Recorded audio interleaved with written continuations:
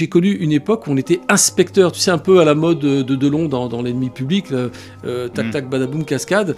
Et moi je voulais faire ce métier, d'ailleurs j'ai fait ça pendant au moins 20 ans. Et puis, donc ce métier d'inspecteur a disparu en 1995. On a décidé qu'il n'y aurait plus d'inspecteurs, mais qu'il n'y aurait plus que des officiers de police. Tous les politiciens ne veulent pas d'une police judiciaire efficace. La corruption, elle a touché tous les partis politiques, de droite comme de gauche. Moi, j'étais pendant 3 ans chef d'un groupe qui était chargé des agressions sexuelles et des viols. C'est pas rien quand même. Ce groupe a été dissous du jour au lendemain, comme ça, parce que la politique en avait décidé autrement. Le type me regarde dans les yeux et me dit « Désormais, la police doit être gérée comme une entreprise privée. » Il y a tout simplement l'incapacité de la justice à faire appliquer ses décisions. C'est-à-dire que les types qui sont condamnés 10, 20 fois, 30 fois, mais ils vont pas en prison. On n'a pas de magistrat indépendant. Le parquet n'est pas indépendant. Donc il fallait casser cette dynamique judiciaire, cette mécanique d'indépendance, parce que des flics qui cherchent et qui trouvent, c'est toujours embêtant, si tu vois ce que je veux dire. Bonjour tout le monde, nouvel épisode de Pas Content avec Tabibian. Aujourd'hui, nouvel invité, c'est la première fois qu'il vient faire un passage de par chez nous. Bonjour Jean-Pierre Colombiès. Bonjour, bonjour à tous et à toutes. Voilà, par la même occasion. Par la même occasion. Est-ce que tu peux te présenter ? Eh ben, alors je déteste parler de moi, mais bon, on va le faire un petit peu vite fait. Ah bon, bah c'est dommage, c'est le but de l'interview. Ouais, bon, on peut parler de ce que je sais, mais parler de soi, c'est toujours un peu compliqué. Je suis pas assez narcissique encore pour ça. Je m'appelle Jean-Pierre Colombiès, comme tu viens de le dire. J'ai un passé de policier, d'officier de police, que j'étais policier pendant 35 ans, essentiellement dans le judiciaire. Je précise quand même, mon métier, c'était l'investigation, c'était l'enquête, c'était la chasse aux criminels ou aux délinquants. Donc j'ai fait dans ce cadre-là, j'ai fait 10 ans de stup notamment, de la brigade criminelle, de la brigade d'atteinte aux personnes, donc spécialisation dans les atteintes sexuelles et les viols. Pas chef de circonscription, mais j'ai travaillé aussi dans certains commissariats, comme à Marseille 4e, et puis après 3 ans à Neuilly-sur-Seine, 3 ans à Boulogne-Billancourt, état-major des Hauts-de-Seine, et puis du syndicalisme aussi, pendant 3 ans avant de rejoindre une autre unité active, et puis de décider de mettre fin à ma vocation, parce que c'était une vocation au départ. C'était parce que moi j'ai connu une époque assez extraordinaire dans les années 80, et puis cette période a glissé vers une sorte de fonctionnariat et de militarisation qui n'était pas du tout dans ma philosophie. Et puis entre-temps j'avais découvert le théâtre aussi, et j'ai pris la décision à un moment donné de ne pas faire le match de trop, d'arrêter un peu cette trajectoire que je regrette pas. J'ai pas de regret ni d'animosité par rapport à ce que j'ai connu, à ce que j'ai fait. Mais à un moment donné, quand tu veux faire des choses, il faut les faire tant que tu es droit dans tes bottes, tant que tes jambes te portent, et te dire il faut le faire avant que ce soit trop tard, quoi. Donc voilà, j'avais découvert ça en 2006, et puis j'ai voulu à un moment donné me consacrer pleinement à ça, au théâtre, à l'écriture, et puis à la fois se faire plaisir, et puis à la fois avoir une autre vie que celle que j'avais connue pendant plus de 30 ans. En plus, il y a une demande. J'ai un peu l'impression que le milieu du cinéma est très à la recherche d'anciens policiers qui viennent un peu témoigner de leur expérience. Alors, je ne sais pas, puisque aucun réalisateur n'est venu toquer à ma porte. Mais je lance un appel solennel. Si vous voulez qu'on tourne un film avec une expertise, et puis au-delà de ça, se faire plaisir, parce que moi j'adore la comédie, j'adore jouer, j'adore tourner dans des films, ça m'arrive quelquefois, enfin au niveau de la figuration principalement. On m'a jamais proposé vraiment de rôle, mais c'est vrai que je m'éclate beaucoup plus sur les planches au théâtre, clairement. Ouais.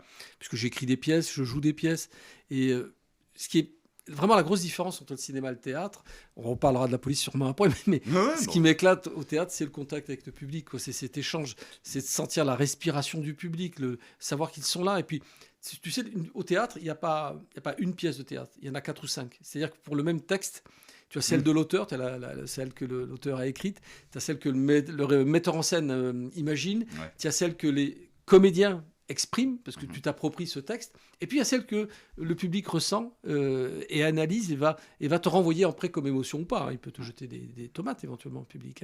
Mais c'est cet échange qui est fondamental, ce contact. C'est vraiment le spectacle vivant, quoi, tout simplement, quoi. Et le cinéma ou les tournages n'offrent pas ça. Ils offrent autre chose, mais tu as cette barrière, ce filtre de la caméra qui fait que tu sais pas vraiment ce que le public ressent de ce que tu fais, de ce que tu renvoies comme acting, on va dire, si on veut employer un mot franglais que je déteste. Franglais. Je déteste ça. Enfin voilà, donc une autre vie qui est dans la continuité de ce que j'ai fait pendant des années. Bah ouais, puisque engagement politique, comédie, aujourd'hui c'est un peu Enfin, synonyme tout ça. Alors, engagement politique, on va aller... Politisé, syndicalisme. Ouais, oui, mais surtout, on va dire plutôt je dirais, une forme d'action aujourd'hui qui est libre, une expression libre de ce que j'ai connu, justement, expliquer parfois ce qu'il y a derrière le paravent. C'est-à-dire qu'il y a ce que les gens voient, imaginent, et puis il y a la réalité. Et c'est parfois de cette réalité, en tant que chroniqueur parfois, hein, que j'exprime, parce que je pense qu'il est important que les gens sachent exactement de quoi on parle. Juste pour terminer cette petite intro théâtrale, est bien représentée la police dans le cinéma français ou... C'est réaliste, 36 quai des Orfèvres Film 36... Enfin, tout le Marshall, quoi. Spécifiquement Marshall. En général, quand on pense non. police, cinéma, ancien flic, réal, on pense à Marshall. On pense à Marshall parce que c'est la tête de gondole, c'est celui qu'on voit le plus. On voit quasiment que lui, du reste. Mais moi, je reste sur une impression cinématographique qui était la plus forte que j'ai pu connaître. C'était L627 de Tavernier, qui est pour moi un chef-d'œuvre. Pourquoi ? Alors, c'est pas spectaculaire, c'est pas justement du Olivier Marchal, mais ça décrit une réalité que j'ai connue, qui est celle des groupes de voie publique des stupes.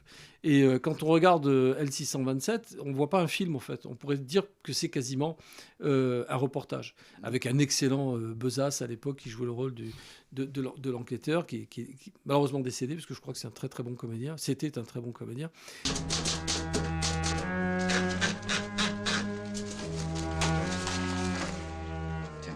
Tu signes en bas. Sans la pipe, 200 l'amour. C'est quoi l'article L627 ? Attention de rester avec un bonnet après le pognon ou deux tox qui sont à côté de moi. Reçu. Sur la dope, t'as calmé ? Ça se pose. C'était quoi déjà ton autre surnom au commissariat Plaisance ? Franxen 50.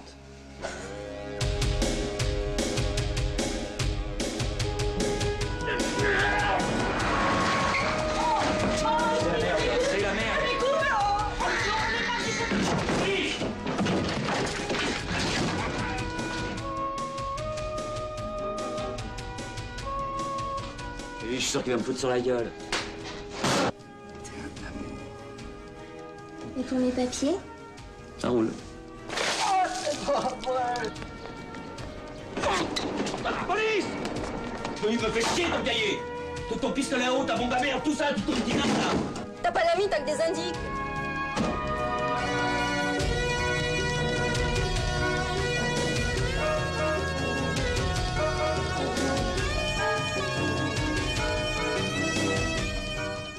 Et L627, c'est vraiment un témoignage, quoi, avec des vrais locaux. Les Algeco de la première DPJ, c'était vrai. Les policiers du 8e arrondissement et de la première DPJ avaient squatté dans ces Algeco parce que tout simplement, il y avait eu des fuites d'eau à l'époque et qu'on était déjà dans une forme de clochardisation de la police où on a logé les flics un peu comme on pouvait, notamment des Algeco. Mais L627, si on veut savoir de quoi est fait le quotidien des stupes, il faut regarder L627. Les films à la... Olivier Marchal, il a tout compris. Hein. Il fait des films à l'américaine, ça, tac, tac, badaboum, cascade, avec des personnages très forts, très marqués, un peu trop souvent dépressifs à mon goût. Parce qu'on a l'impression que les 3/4 des flics de France sont dépressifs et alcooliques. Et alcooliques, et même parfois un peu coquets. Bon, alors, je dis pas que c'est pas vrai, hein. Je dis pas qu'il n'y a pas de flics alcooliques et dépressifs, bien au contraire. Hein. J'en ai certainement fait partie, du reste, parce que on pourra en reparler, mais la décompression du flic qui est confronté à des choses très marquantes dans sa vie professionnelle, c'est pas évident. Tous ces dispositifs qu'on dit d'écoute, les lignes vertes, rouges, oranges, tout ça, c'est du bidon.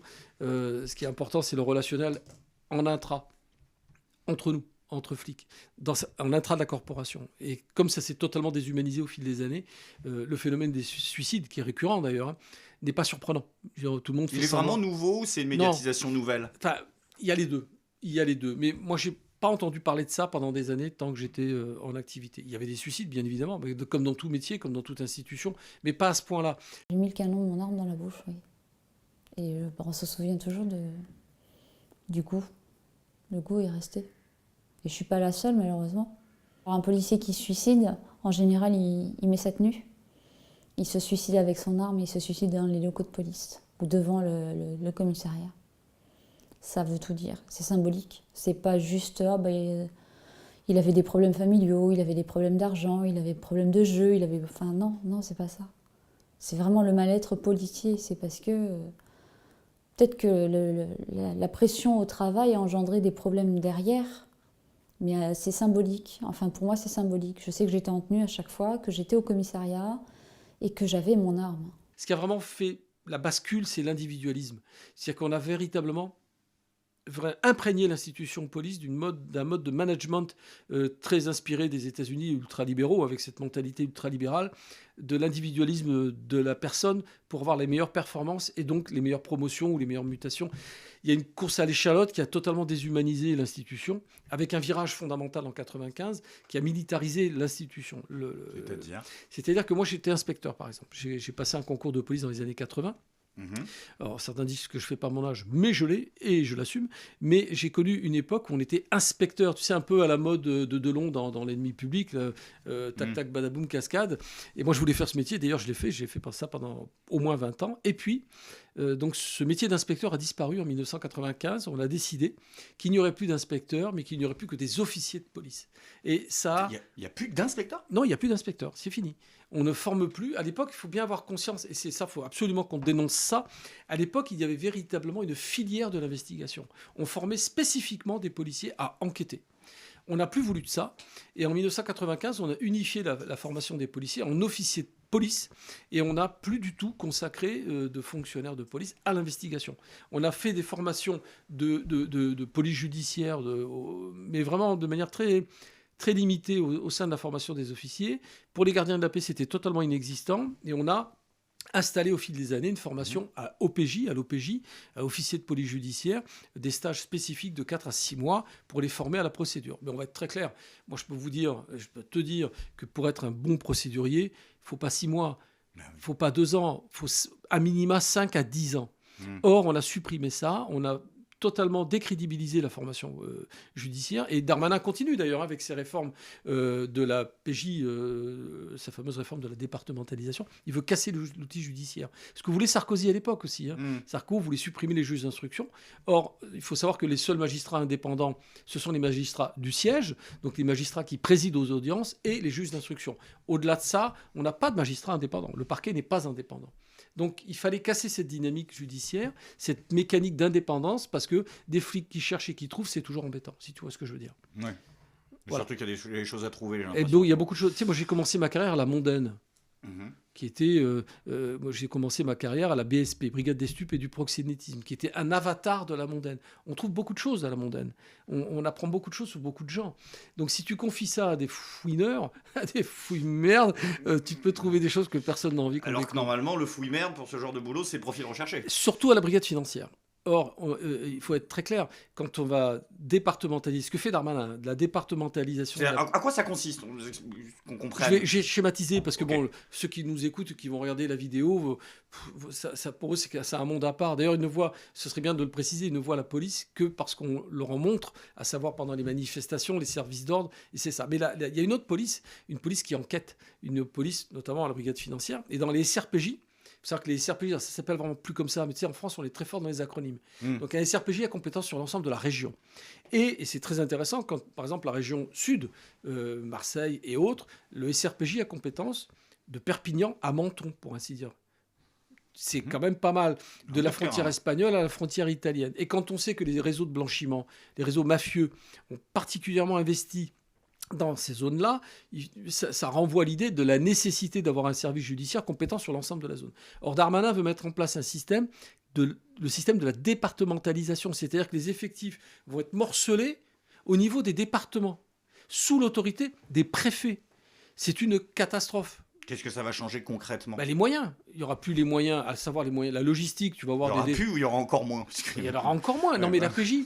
ce qui est important dans la PJ, c'est quoi? C'est le temps de l'enquête. Il faut du temps, et particulièrement sur les enquêtes financières qui nécessitent des moyens et du temps. Pour démanteler un réseau mafieux ou un réseau de blanchiment, il faut des années, puisque ces individus, ces voyous, Remember Balkany qui avait des comptes offshore un peu partout, il a fallu des années aux magistrats pour décortiquer la maille d'investissement foireux de ce monsieur, parce qu'il avait très bien compris qu'au niveau local, il y avait impossibilité d'avoir de l'argent sale. Il fallait le blanchir. Donc, il faut des réseaux, il faut des sociétés écrans et il faut des investissements offshore, dans des paradis fiscaux et autres.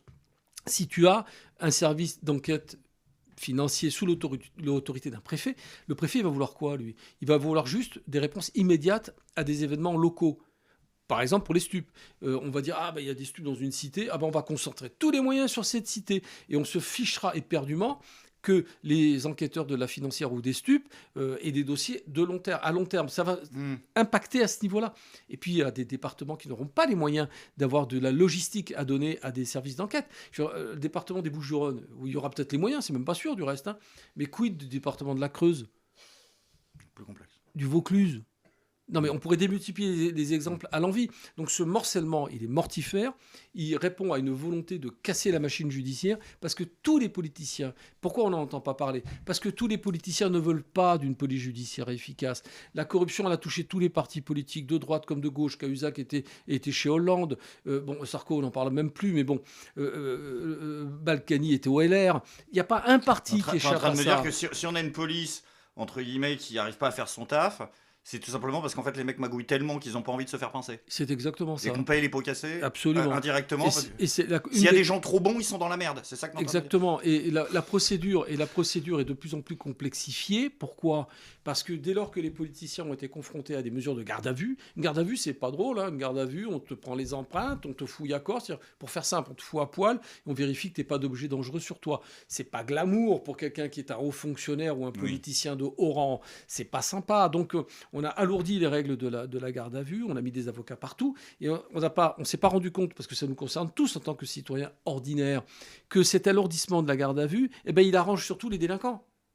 Que ça protège les hommes politiques, parce qu'en garde à vue, on va les améliorer, on va aménager leur garde à vue, ce qui était déjà le cas du reste avant. Mais surtout, ça va alourdir la procédure pour le droit commun, pour ce que j'appelle la délinquance de masse. Oui. Or, cette délinquance de masse, c'est celle qui nous pénalise, nous, citoyens ordinaires, parce que le type qui va agresser quelqu'un, qui va te cambrioler, qui va voler, qui va faire toutes sortes de délinquances, il va bénéficier lui aussi de cet alourdissement de la procédure. C'est-à-dire avocat tout de suite, médecin, famille, coup de fil à qui tu veux.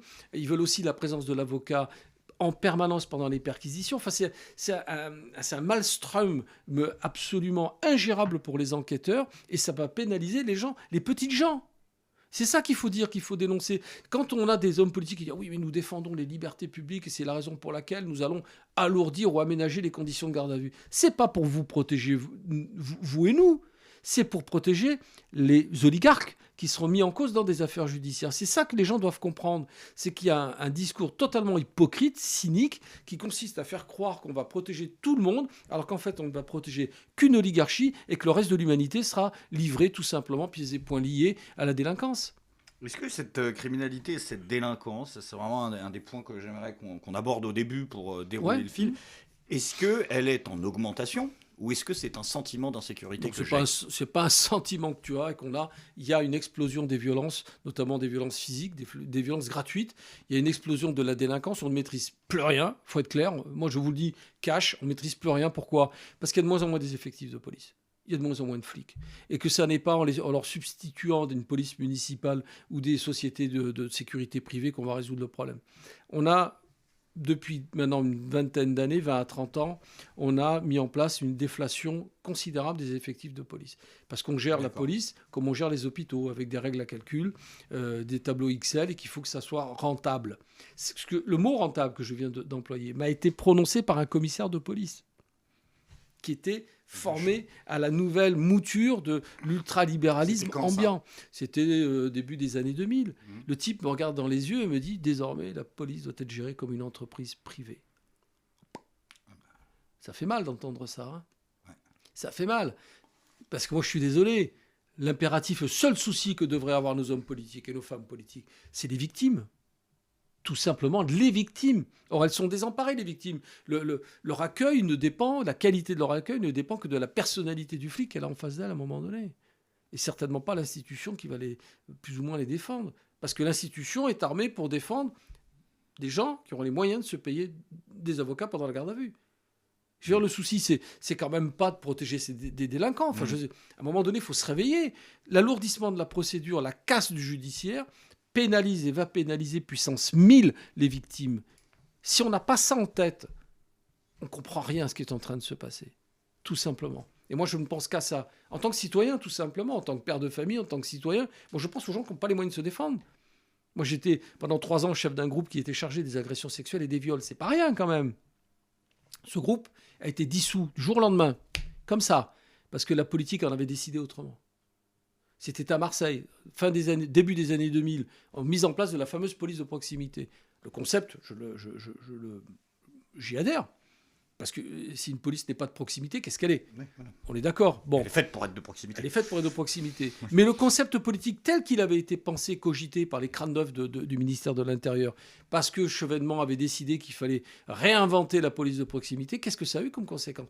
Purement et simplement la suppression de brigades spécialisées comme la mienne, spécialisées dans les affaires de mœurs, spécialisées dans les viols. Vous m'entendez ? Dans les viols. Du jour au lendemain, on est arrivé, on nous a dit votre unité est supprimée. Ils viennent quoi, du coup ? Nous, on est partis dans les secteurs, l'un à droite, l'autre à gauche, à faire de la police générale, tout simplement. Mais il n'y avait plus d'unités spécialisées. On traitait toujours les viols. Les viols étaient toujours traités, mais par des unités territorialement compétentes. On a ramené ça au niveau des territoires. Or, pour ce type d'infraction, spécifiquement les agressions sexuelles et les viols, il faut des flics spécialisés. Et nous l'étions. Nous l'étions. Et on avait arrêté des types ce que j'appelle, moi, des violeurs en série. Des mecs qui avaient violé 10, 12 femmes dans la rue, avec un cutter sur la gorge. Pas rien, quand même. Du jour au lendemain, mesdames, messieurs, parce qu'il y avait des femmes dans l'unité, et elles étaient excellentes.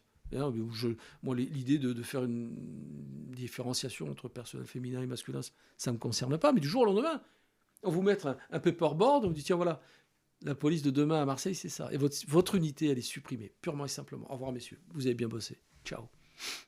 Tu as parlé de Darmanin, tu as parlé de Sarko, et après tu as parlé de 95, donc de Chirac, qui aurait été un tournant. Est-ce que cette... Pour des raisons différentes. Oui. Mais est-ce que cette lente descente aux enfers de l'institution policière, est-ce que c'est finalement une décroissance qui a été relativement régulière, ou est-ce qu'il y a quand même eu des présidents ou des ministres de l'Intérieur qui ont vraiment mis des coups de collier, qui ont accéléré ? La question, elle est simple. C'est le bordel dans la police. À qui c'est la faute ? C'est la faute à Napoléon. Ah ouais, alors là, on en a pour 2 heures. Non, pas du tout. Non, ça va être très simple. Vraiment ? Je vais synthétiser, tu vas comprendre. Donc en fait, c'est pas de la faute à Sarko, c'est de la faute à Napoléon. Alors, je t'explique. La police française, elle a une spécificité. Ouais. Depuis le règne de Napoléon. Parce que Napoléon a participé très activement à la Révolution française. Et il en a dégagé une peur absolue du peuple. Napoléon n'est pas un homme qui aime le peuple. Quand on connaît son histoire, j'invite ceux qui douteraient de ce que je viens de dire de relire leur livre d'histoire. Il ne faut pas que ça serve uniquement de presse-papier. Les bouquins d'histoire, il faut les lire aussi. Napoléon n'aime pas le peuple. Il a tiré sur le peuple en 94. 1700, je précise, pas 1994, ni 1894. Mais il en a dégagé l'idée qu'il fallait tenir le peuple. Or, la police française est ainsi constituée, philosophiquement, non pas pour défendre les plus pauvres, les plus humbles, mais pour protéger le pouvoir. C'est sa fonction, c'est sa nature. Et les fois où il y a eu, je dirais, un souci de protéger les plus fragiles, c'est lorsque justement le judiciaire a été créé. Avant la création des brigades mobiles par Clémenceau, et puis avant le développement de la police judiciaire, il n'y avait pas ça. Il n'y avait pas de service dédié aux enquêtes. C'était des sergents de ville, plus ou moins, qui géraient ça. C'était fait un peu à l'emporte-pièce. Il n'y avait pas de formation spécifique, bien évidemment. Des shérifs, quoi.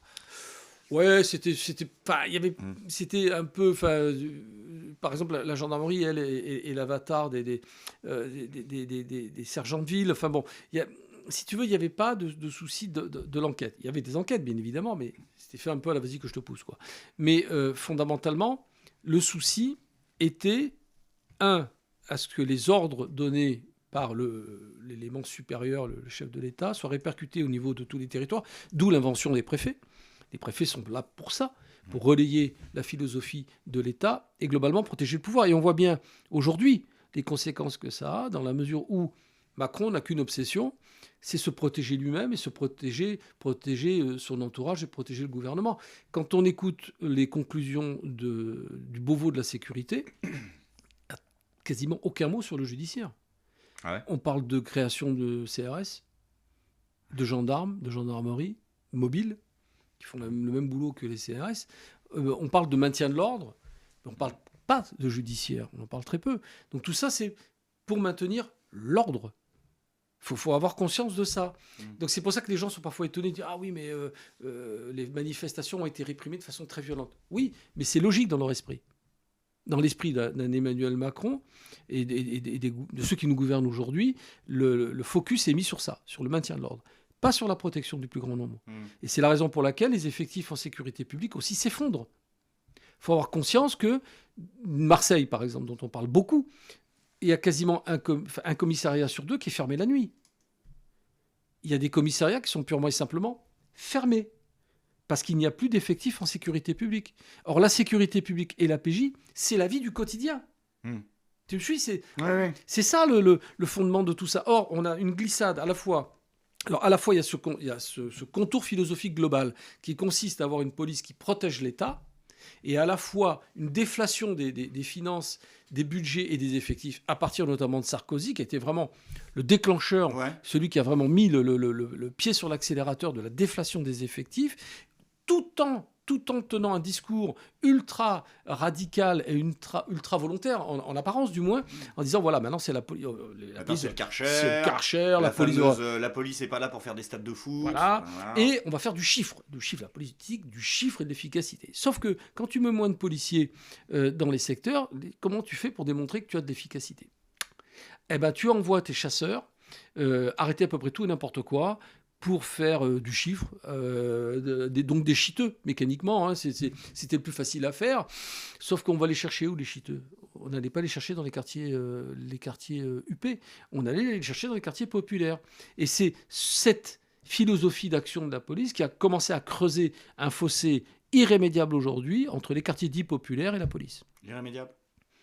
Je pense que pour revenir en arrière, il faudrait un autre président que celui que nous avons aujourd'hui, il faudrait des politiciens responsables, c'est pas gagné. Hein. C'est pas gagné. Et la conséquence de cette philosophie policière était le trafic pur et simple des chiffres. C'est-à-dire que sous Sarkozy, on a commencé... Tu es en train de dire que les chiffres étaient truqués ? Ah, complètement, oui. Complètement, oui. Les truqués, ça veut dire quoi ? Ça veut dire qu'artificiellement, on les fait gonfler, mais... Non, c'est-à-dire qu'on gonflait l'efficacité. On déplace la virgule. Alors, on déplace... Non, c'est plus dégueulasse que ça. C'est-à-dire qu'à la fois, on avait de faux chiffres d'efficacité, justement en arrêtant un maximum d'individus pour des broutilles. T'arrêtes 3000 cheetahs avant Noël. Exactement. Tu fais exactement. Ouais. Et puis, de l'autre côté, soit on codifie différemment les plaintes, soit on les fait purement et simplement disparaître. Parce que moi, j'ai vu des commissaires de police faire disparaître des plaintes. C'est quoi codifier une plainte ? C'est-à-dire qu'au lieu de... Tu la contraventionnalises, quoi. Un petit délit, ce qui devrait être un petit délit, on le classifie en termes statistiques de contravention. Et ça rentre pas dans les statistiques. Ah, les contraventions rentrent pas dans les statistiques ? Non. Alors, on mettait un code particulier, je ne me souviens plus exactement duquel, mais on le codifie de façon à ce que ça ne rentre pas dans les statistiques délinquentielles. D'accord. Donc, c'est un jeu de dupes. Mais structurellement, ça s'est manifesté comment au niveau des grosses modifications qui ont été faites par Sarko ? C'est-à-dire qu'est-ce qui a été changé ? Alors, oui, justement, on va faire plus de contraventions. Alors, non, mais déjà au niveau des effectifs, à partir du moment... Alors, à partir du moment où tu décides que... à l'époque, il l'avait dit clairement, on va supprimer un poste de fonctionnaire sur 2. Ça n'est pas caché, c'était dans son discours de campagne. D'accord ? Que je sache qui sont les fonctionnaires dans ce pays. Les enseignants, le personnel soignant et les flics. Fondamentalement. Et là, il a menti à tout le monde. Et les pompiers. Avec la complicité des syndicats de police qui ont fait croire à leurs adhérents que non, ça ne concernait pas la police. Mais enfin bon, ça c'est le jeu de dupes habituel. Les représentants nationaux des syndicats sont à la botte du gouvernement, donc ils ont chanté la partition qu'on leur demandait de chanter. Mais l'idée, elle était simple. On supprime un maximum de flics pour faire des économies et on va substituer à ces flics supprimés soit des policiers municipaux pour les villes qui peuvent se le payer, soit des boîtes privées pour ceux qui ont les moyens de les avoir. En oubliant que la philosophie d'emploi et de formation des policiers de la police nationale, ça n'a strictement rien à voir avec soit les polices municipales, soit les boîtes privées. Enfin, je veux dire, c'est une hérésie de croire qu'on pouvait changer l'un par l'autre sans conséquence. Donc là où je veux en venir, c'est que lorsque Sarko a décidé de supprimer un poste de flic sur 2, ça ne s'est pas fait dans l'instant. C'est un processus très long. Donc on joue avec les départs en retraite, avec les démissions, avec les reconversions, et on arrive à aujourd'hui. C'est-à-dire 20 ans plus tard, les effets du sarkozysme, c'est aujourd'hui que tu les mesures. Et du coup, aujourd'hui, structurellement, il y a vraiment 50% des effectifs qu'on il y a un déficit considérable, oui. Bah, Marseille, non mais l'exemple le plus caricatural, c'est Marseille, mais il n'y a pas que Marseille. Tu vas dans les Hauts-de-Seine ici. Les Hauts-de-Seine, tu as des commissariats qui fonctionnent plus, qui sont à l'os. Moi, j'ai connu le commissariat de Neuilly, il y avait plus de 200 fonctionnaires. Aujourd'hui, je crois qu'il y en a 60 ou 70. C'est ça la réalité des choses. Or, ce qui fait la sécurité du quotidien, c'est ton commissariat. C'est ta proximité avec les policiers qui patrouillent, tout simplement. Or, tu as des villes qui ont des commissariats qui ne sont plus en état de fonctionner aujourd'hui, mais qui n'ont pas de force de substitution, qui n'ont pas les moyens de se payer une police municipale digne de ce nom. Et même si tu l'as créée, ta police municipale, qu'est-ce que tu en fais? Quel job tu leur donnes? Comment ils fonctionnent? Ils patrouillent, recherchent de la délinquance. C'est un métier, ça. Je veux dire, recherche de la délinquance, intervention, interpellation, rédaction des rapports d'intervention et d'interpellation. C'est un métier, c'est technique. Bah oui, mais ils sont formés quand même. Ça n'a rien à voir avec la formation. Parce qu'il y a une baisse d'effectifs, mais qualitativement, il y a eu des changements dans la formation. Ce que tu disais tout à l'heure, oui, la police, elle est faite structurellement pour défendre le pouvoir. Oui. Mais quand un flic il rentre en école de police, quand je rentre en école de police, il n'y a pas un mec qui va me dire bon bah ta mission c'est de protéger le pouvoir. Bon, on le dit pas comme ça. Ah, mais on le fait comprendre quand même. Qu'est-ce qu'on apprend aujourd'hui et est-ce qu'on apprend moins bien? Est-ce que vraiment il y a eu une baisse dans la qualité de formation? Déjà, il y a une baisse, un effondrement, c'est même pas une baisse, un effondrement du niveau de recrutement, puisqu'on recrute des gardiens de la paix à 7 de moyenne en moyenne. 6 et 7 pourtant, Coluche faisait déjà des blagues il y a 40 ans en disant bac moins 3, il n'y a que la police qui recrute. Je peux te dire que c'est pas brillant aujourd'hui, la formation elle est à la ramasse. Il y a un vrai problème de formation et de qualité, oui, de qualité, c'est clair. Tout le monde s'en plaint, c'est pas ça. Alors il y a les cadres de la police qui s'en plaignent. Je te renvoie là à la prise de parole de Darmanin devant la commission sénatoriale, où il dit quand même face caméra qu'on recrute des gamins sous-formés, sous-cultivés, presque des crétins. Quand tu vas jusqu'au bout du raisonnement, c'est un peu ce qu'il dit quand même.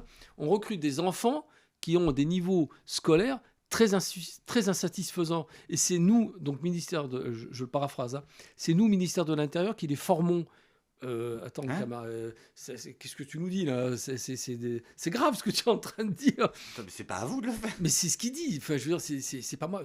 Je t'invite à revoir la prise de parole de Darmanin. Faut-il mieux sélectionner les policiers? Très certainement. Je constate avec vous, si vous me le permettez, que je suis à la tête d'un ministère où, à part les commissaires de police, ce que nous recrutons, c'est souvent des enfants, pour reprendre notre mot, de 18, de 19, de 20 ans, qui n'ont pas fait de très grandes études et qui choisissent le service de la nation par la police et la gendarmerie. Je ne suis pas à la tête du ministère de la Justice, où les gens passent des concours à Bac+4, Bac+5, ou à l'Éducation nationale, où les gens sont très mal payés, par ailleurs, comme les policiers, mais enfin, ils ont un capital social très important.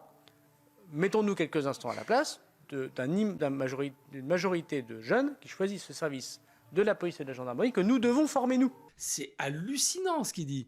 En résumé, on recrute des gamins, on a intérêt à les former pour pas avoir des crétins dans les véhicules de patrouille, quoi. C'est un peu ce qu'il dit. Alors quelques syndicats ont réagi, pas assez suffisamment de mon point de vue, mais il y a un vrai problème de valorisation du métier qui est à la ramasse. Le métier n'est plus valorisé, ne fait plus rêver. Donc il y a un déficit de recrutement, il y a des milliers de démissions, 10 000 démissions l'année dernière. Je me rends pas compte comparé à avant. C'est cataclysmique parce qu'il y avait déjà un déficit de recrutement, il y avait déjà un déficit d'effectifs, mais le niveau de démission était à minima au moins équivalent au plan de recrutement, pour te dire. Okay, d'accord. Donc on renforce rien, on renforce personne. Les magistrats se plaignent, mais ça c'est pas dit ça. Les magistrats se plaignent de la qualité des procédures policières qui s'effondrent. Et donc ça donne lieu à des non-lieux en cascade. À des procédures cassées. Pour vice de forme. Absolument. Vice de forme parce que les gens ne sont plus formés au judiciaire. Donc ils font une bourde dans l'enquête et donc le mec est relâché. Et puis quand tu vois des procédures où il y a une faute d'orthographe, même pas par phrase, mais par ligne, mais par groupe de mots. Enfin bon, il y a une vraie crise. Il y a une vraie crise de l'institution. C'est plus Jean-Michel Patulacci. Non, on le regrette, Jean-Michel Patulacci. On le regrette. Il y avait du niveau déjà. C'était limite, mais non, mais là c'était ultra caricatural. Je dis pas que les gens n'ont pas envie de faire ce métier, qu'ils le font pas avec dévouement, c'est pas ça. Mais il y a quelque chose qui va quand même pas. Quand t'as autant de problèmes de pognon et de soutien de l'État, faut justement être dévoué pour le faire ce métier. Il faut avoir très envie.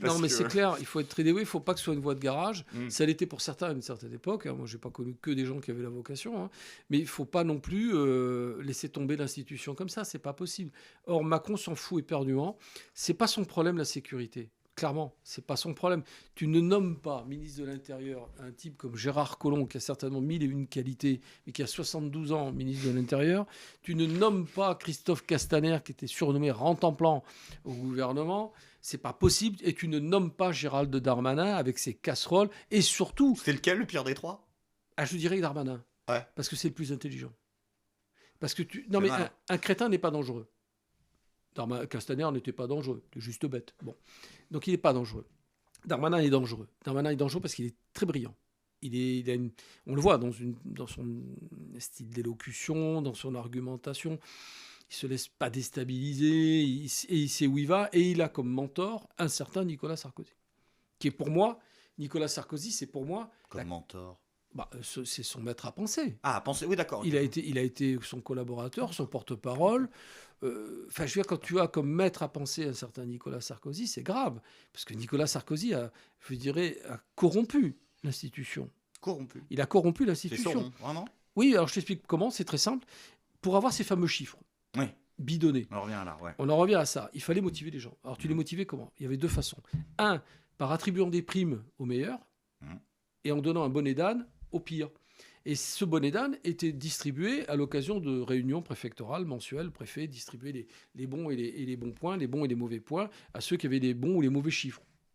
Donc tu as une course à l'échalote déjà pour avoir la prime, d'où le trafic des chiffres, d'où des plaintes qui étaient mises on les mettait de côté. Des plaintes, moi j'ai vu dans des placards. C'est pas une histoire qu'on m'a racontée. J'ai vu des plaintes planquées dans des placards. Et donc ces primes, ce jeu des primes qui était la course à l'échalote des chefs de service qui auraient été prêts à tuer père et mère pour voir les 20 000 euros de prime à la fin de l'année. Donc tu corrompes le système et tu le corrompes aussi en menaçant les uns, menaçant les autres. Tu encourages une forme de délation interne parce que celui qui a de mauvais chiffres, non mais c'est pas de ma faute, c'est sa faute à lui. On le voit comment ça fonctionne au niveau de certains politiciens qui refusent la responsabilité de leur échec ou tout simplement parce que on en est arrivé à inventer des infractions. Parce qu'il fallait avoir de bons chiffres. C'est-à-dire que des infractions. Un exemple simple, concret. Il faut savoir que globalement, très généralement, on a mis le judiciaire sous l'autorité des équipages de voie publique. C'est-à-dire que c'est les équipages de voie publique, les BAC, qui avaient toute puissance sur le judiciaire. Et les commissaires te disaient, si ça ne tient pas, si l'affaire ne tient pas, si elle n'est pas caractérisée, c'est à vous, gens du judiciaire, de la faire tenir. Ça veut dire qu'en fait, il n'y a pas d'infraction, il faut qu'on en crée une. Il faut qu'on fasse une procédure, on met les carrés dans les ronds, les ronds dans les carrés. Et moi, j'ai vu des dizaines de fois des équipes qui ramenaient des gars qui avaient des autoradios sur eux ou dans leur bagnole, et ils arrivaient en nous disant, par exemple, c'est un exemple parmi tant d'autres, l'autoradio est volé. C'est sûr, on l'a passé au fichier, il est volé. OK. Alors nous, on leur disait, très chers collègues, on va quand même revérifier derrière. Et il faut savoir que les numéros de série des autoradios, on va dire le préfixe, les premiers numéros, on va dire les 6 ou 7, je ne sais plus exactement combien il y en avait, enfin peu importe, sont des numéros génériques du fabricant. OK. Donc, il y a toujours, par exemple, je ne sais pas si tu te souviens d'une marque d'autoradio partie, on va dire un Pioneer. Tiens. Voilà. La marque Pioneer, les 6 premiers numéros, ça voulait dire que c'est un Pioneer. OK. Et il fallait passer l'intégralité des numéros pour savoir si ce numéro-là, lui, était un numéro client réellement vendu et réellement volé. Donc, ils se contentaient de passer les premiers numéros. Bien évidemment, bingo, ça apparaissait volé. Et on t'amenait le monsieur avec l'autoradio en te disant, voilà, lui, c'est un voleur. Et en fait, nous, on passait tout ça derrière. Attends, mais le mec, il lui arrive les emmerdes après? Non, parce qu'on ne les mettait pas en garde à vue. Ah oui, du coup. Mais moi, j'étais menacé. J'étais menacé par des chefs de service qui me disaient, vous devez le mettre en garde à vue. J'ai dit, faites-le vous, parce que moi, ce monsieur, il n'a commis aucune infraction. Donc, je ne mettrai pas en garde à vue. Donc, ça a créé une ambiance délétère au niveau des services de l'enquête. Ces petits cheffaillons, ces petits commissaires qui étaient avides de chiffres et de primes, menaçaient les effectifs judiciaires. Moi, j'étais menacé, mais pas que moi. Il y avait une pression de la hiérarchie et donc du politique. C'est pour ça que mettre le judiciaire sous l'autorité des préfets, c'est pas envisageable. C'est juste pas républicain. Mais ça, faut le dire quand même. C'est anti-républicain. C'est anti-démocratique. On n'a pas le droit de faire ça. Le préfet n'a aucune culture judiciaire. Donc, il faut arrêter de... Alors, on va te dire, oui, mais à Paris, ça se passe bien. Sauf que c'est l'APP. et que historiquement, La PP. la préfecture de police. Préfecture de police, PPPJ, préfecture de police, enfin bref, bon. Historiquement, c'est très ancien. Il y avait une vraie culture judiciaire. Moi, j'ai commencé à la PPPJ, enfin, ce qui était à l'époque. Aujourd'hui, ça ne s'appelle plus comme ça, mais peu importe. Mais le préfet n'avait pas de prise sur le judiciaire, parce que d'abord, il avait d'autres soucis. Et puis, il y avait des directeurs PJ qui avaient une forte personnalité. Et ça n'existe plus. Ça a disparu. Donc, les mecs sont au garde à vous. Militarisation, tout simplement. Et donc, si tu mets le judiciaire sous l'autorité au niveau local des petits préfets de région ou de département, bonjour l'angoisse. Bonjour l'angoisse. Tu ne vas pas t'en sortir. Et la peur, c'est pour ça qu'il y a eu un mouvement de révolte des membres de la PJ au niveau de la base, qui n'a pas été relayé d'ailleurs, parce qu'ils ont compris ce qui allait leur arriver. Déjà, ils allaient être éclatés. Puis quand tu travailles dans un service comme le SRPJ de Marseille, on te dit du jour au lendemain, non, mais tu n'es plus compétent sur l'ensemble de la région, tu es l'ensemble que sur du département. Mais c'est de l'escroquerie, quoi. C'est un sabordage en règle. Et tout ça au détriment de la protection des gens. Des gens, tout simplement. Tu as parlé là justement, tu as dit cette culture du chiffre, elle a créé de la concurrence entre les flics, avec un peu justement un esprit de délation, etc. Oui. Toi, tu as eu aussi une expérience syndicale, donc tu es attaché à défendre, ou tu as été attaché à défendre cette organisation-là. Bien sûr. Et pour en revenir, quand on regarde les films d'Olivier Marchal, on a l'impression que c'est vraiment une grande famille, quoi. C'est une grande maison. C'est un mythe. Non, ça. Ou est-ce que ça s'est justement là aussi effondré? C'était le cas avant et c'est plus le cas maintenant. Non, moi je crois sincèrement. Enfin, moi j'ai commencé au 36 au Quai des Orfèvres, où il y avait une vraie solidarité de corps, oui. Ouais. Oui, non, c'était une famille. Oui, elle a été abîmée, cette solidarité? Ah bah elle a été détruite, oui. Ah voilà, c'est ça que je demandais. C'est-à-dire qu'aujourd'hui, un flic se sent plus la même famille qu'un autre flic, quoi. Non, c'était pulvérisé. Alors attention, est-ce que ça veut dire que ce que j'ai connu, moi, était la bonne solution ou était le monde idéal de la police? Je crois pas non plus. Il faut pas non plus idéaliser un monde qui était très dur. Mais alors, je suis pas nécessairement le meilleur exemple, hein, parce que j'ai commencé au STUP, moi. Donc les STUP, c'était encore un univers à part. Hein. On n'avait pas d'horaire, c'était décalé, c'était une vie de fou, un petit peu, hein, qui te déstabilise considérablement. On parlait de l'alcool tout à l'heure, mais ça en faisait partie, c'était culturel. Il y avait des pots tout le temps, partout, tu tombes facilement dans l'alcool. Moi, ce qui a fait que je ne suis pas tombé là-dedans, et heureusement, c'est que j'étais sportif à l'époque, beaucoup, très sportif. Et j'avais rencontré des gars qui faisaient du sport. Donc je mettais ça un peu de côté. Mais c'est tellement impactant comme milieu, que ce soit les stupes ou autres. Hein, parfois, moi, les affaires qui m'ont le plus marqué, c'est pas des affaires de stupes. Quand tu rentres à la maison avec ça sous le bras, tu vas en parler à qui? À ta femme, à tes gosses? Non. Qui en plus connaissent pas le métier. Tu vois qui t'a le plus marqué? Il y a beaucoup d'affaires, mais il y en a deux. Une qui m'a longtemps fait pleurer. C'était juste un accident de voiture. Tu vois, à la Palmade. Un mec sous substance qui a craché la bagnole. Ouais, deux connards qui avaient volé des bagnoles et qui faisaient des courses-poursuites. Okay. Et qui ont... L'une des deux bagnoles a pris de plein fouet une voiture où il y avait une famille. Le père, la mère et les 3 gosses. Le père et la mère sont morts. Et une des enfants était dans le coma. Et quand tu es face à ça, face aux enfants qui pleurent, à la famille qui est détruite, tu vois, tu prends ça dans la gueule et tu rentres le soir avec ça. Et tu vois tes enfants, et tu vois ta femme qui comprend rien, qui n'est pas apte à comprendre ça. C'est pas qu'elle est idiote, c'est que tout simplement, il n'y a que quand tu es confronté à ça que tu peux mesurer le drame, tout simplement. Et puis une autre affaire qui est toujours en cours, enfin elle n'est pas toujours en cours, mais celle-là je ne la lâche pas, c'est un meurtre qui a été maquillé en suicide, qui a fait l'objet de pas mal d'émissions.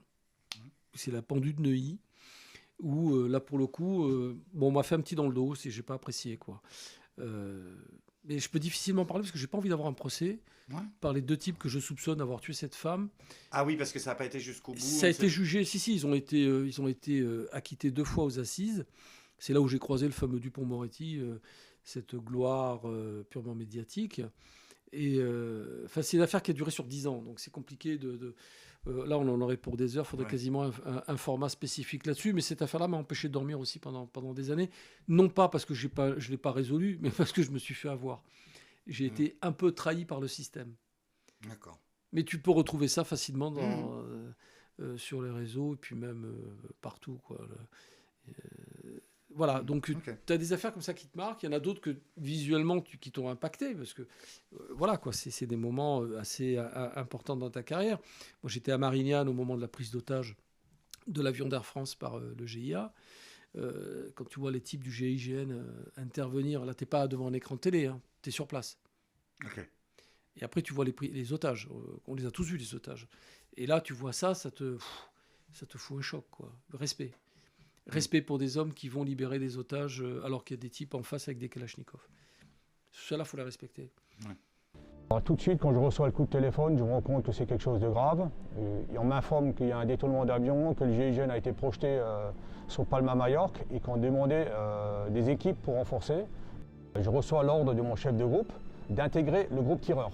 Alors, dans un premier temps, quand l'avion s'est posé, il faut savoir qu'il faisait nuit à ce moment-là. Ce qui nous a permis de nous rapprocher un peu plus près de l'avion. On était vraiment sur le tarmac proprement dit, il n'y avait pratiquement pas d'artifice pour nous camoufler. Sauf qu'au lever du jour, les preneurs d'otages ont décidé de se mettre face à la tour de contrôle. Et là, il a fallu réarticuler très rapidement les dispositifs. On a rejoint le PC arrière, où on a fait un dernier briefing pour se repositionner. Je me suis retrouvé à peu près 130 mètres du secteur que j'avais à couvrir. En l'occurrence, c'était le cockpit, partie avant-droite de l'avion. Moi, j'étais équipé d'un fusil de précision, FRF1. Le commandant du GIGN, à l'époque, Denis Favier, donne l'ordre d'assaut. Et là, on voit effectivement arriver dans nos lunettes 3 véhicules d'engins de piste qui arrivent pour donner l'assaut. Là, on est dans une phase d'observation, renseignement. Pendant toute cette phase, nous, on renseigne, on observe et on donne les éléments aux équipes qui donnent l'assaut. On constate que la porte, elle a du mal à s'ouvrir dans un premier temps, qu'elle s'ouvre quelques secondes après par une manœuvre du conducteur de l'engin de piste et qui permet de donner l'assaut par les premiers équipiers de chez nous qui rentrent très rapidement. Ensuite, on entend des échanges de coups de feu à l'intérieur du cockpit. On voit le hublot du cockpit s'ouvrir, que c'est les mécaniciens qui se laissent tomber par les hublots. Le commandant du GIGN, à ce moment-là, qui nous demande d'appuyer la progression des équipes à l'intérieur de l'avion. Les otages, à ce moment-là, nous, on voit, grâce à nos lunettes, qui sont en train d'être évacués par les toboggans. On constate que le médecin prend en compte les blessés en dessous de l'avion. Nous, on sait très exactement qu'il y a 4 terroristes à l'intérieur de l'avion. Mais on ne sait pas s'ils sont exactement positionnés au niveau du cockpit. On entend des échanges de coups de feu au niveau du cockpit. Je constate qu'il y a un individu qui se présente à la fenêtre qui est ouverte, qui correspond au descriptif du terroriste qu'on avait identifié lors de l'observation précédente.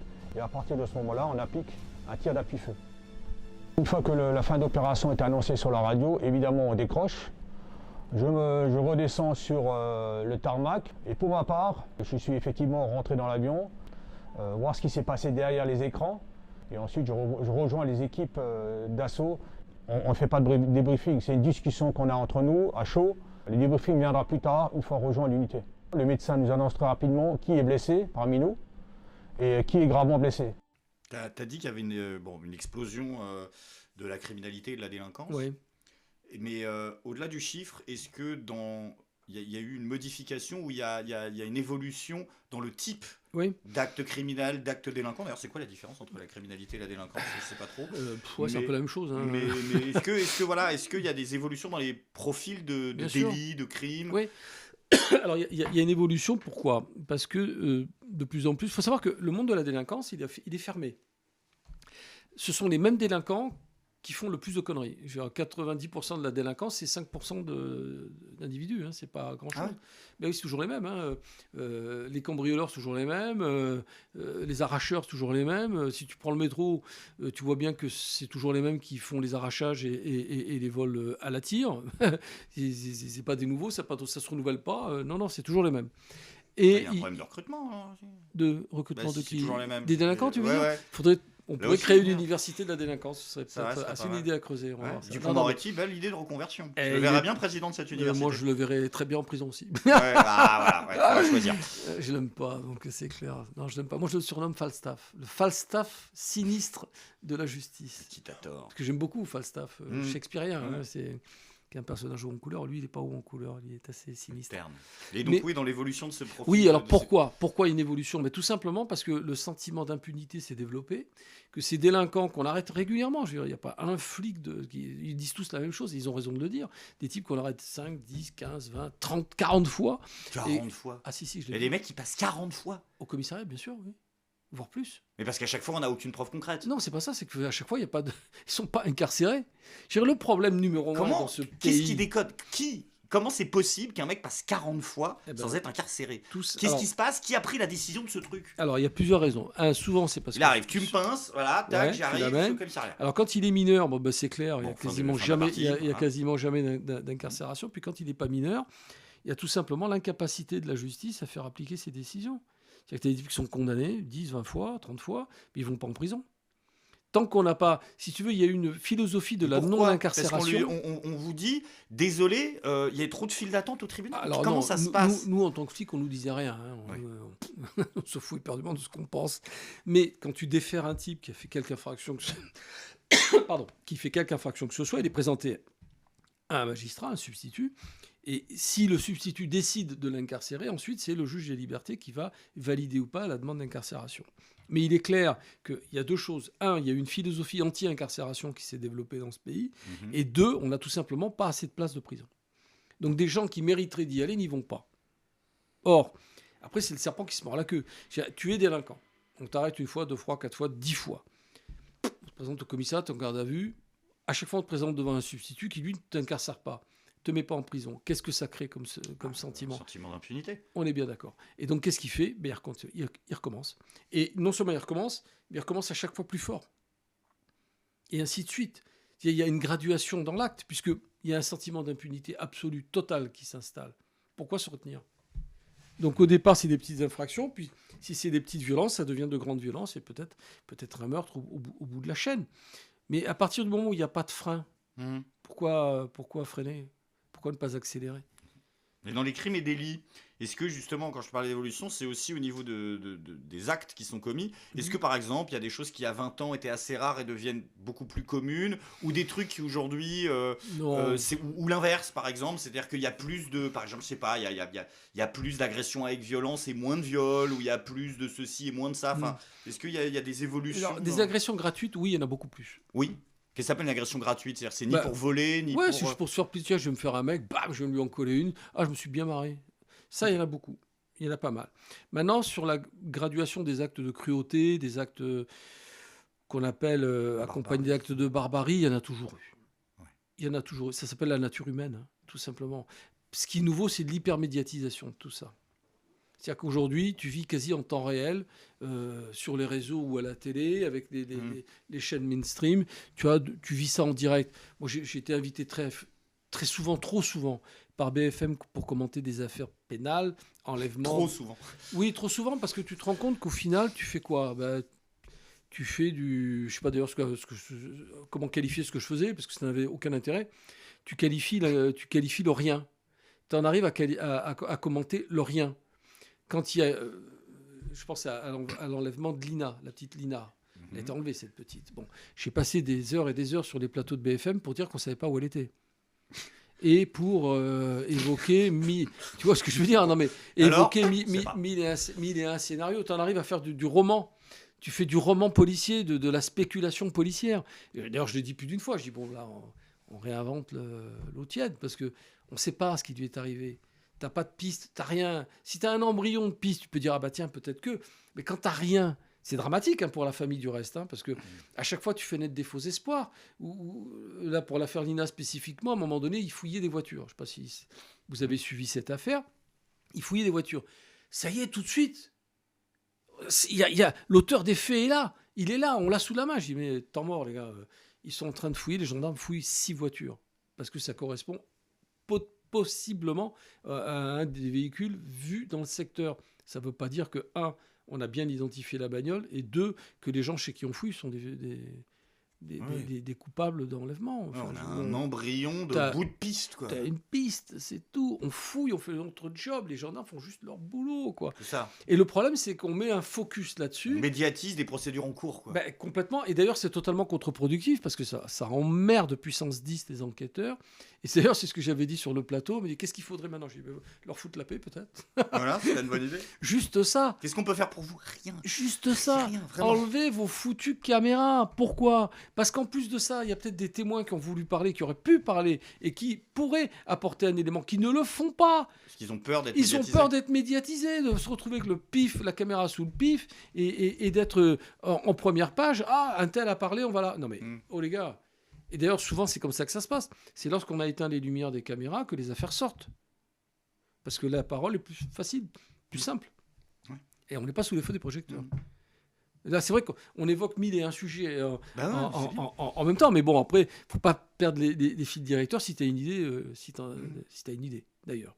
Précise. J'ai plein de questions. Je les pose comme elles viennent, comme on. Très bien. Mais j'espère que mes réponses sont claires, par contre. Parce que les sujets sont denses. En tout cas, je les trouve clairs. Mes sujets sont denses, les réponses sont denses, et j'ai peur de ne pas être assez précis, parce que c'est très complexe ce qui est en train de se passer sur la manipulation de la procédure. Mais si les gens veulent en savoir plus, tu as écrit des bouquins. Hein.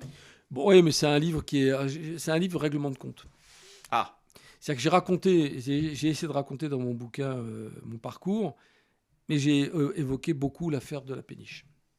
D'accord. Parce que j'ai profité de l'écriture de ce bouquin autobiographique pour essayer de mettre en exergue cette fameuse procédure pour laquelle il était très compliqué de faire connaître la vérité. Tout simplement. D'accord. Et moi, j'ai pas envie d'être poursuivi. Voilà. Ce serait trop simple. J'ai pas envie de leur faire ce cadeau. Voilà, t'as pas envie de leur faire ce cadeau. Non, j'ai pas envie. Tu parlais de la baisse des effectifs. Ouais. Il y a deux discours qui s'affrontent sur les quartiers difficiles. Il y a ceux qui disent qu'il y a un harcèlement policier permanent, que les flics sont là en train d'emmerder la population. Et puis d'un autre côté, il y a les flics qui disent mais on rentre même plus. Qui a raison dans cette histoire? Les deux, parce que ça. Faudrait savoir, ça ne veut pas aller ensemble en fait. Non, mais ça renvoie à ce que je t'expliquais sur la poursuite des chiffres. On est allé effectivement, on a sauté en permanence les effectifs de voie publique. Hein.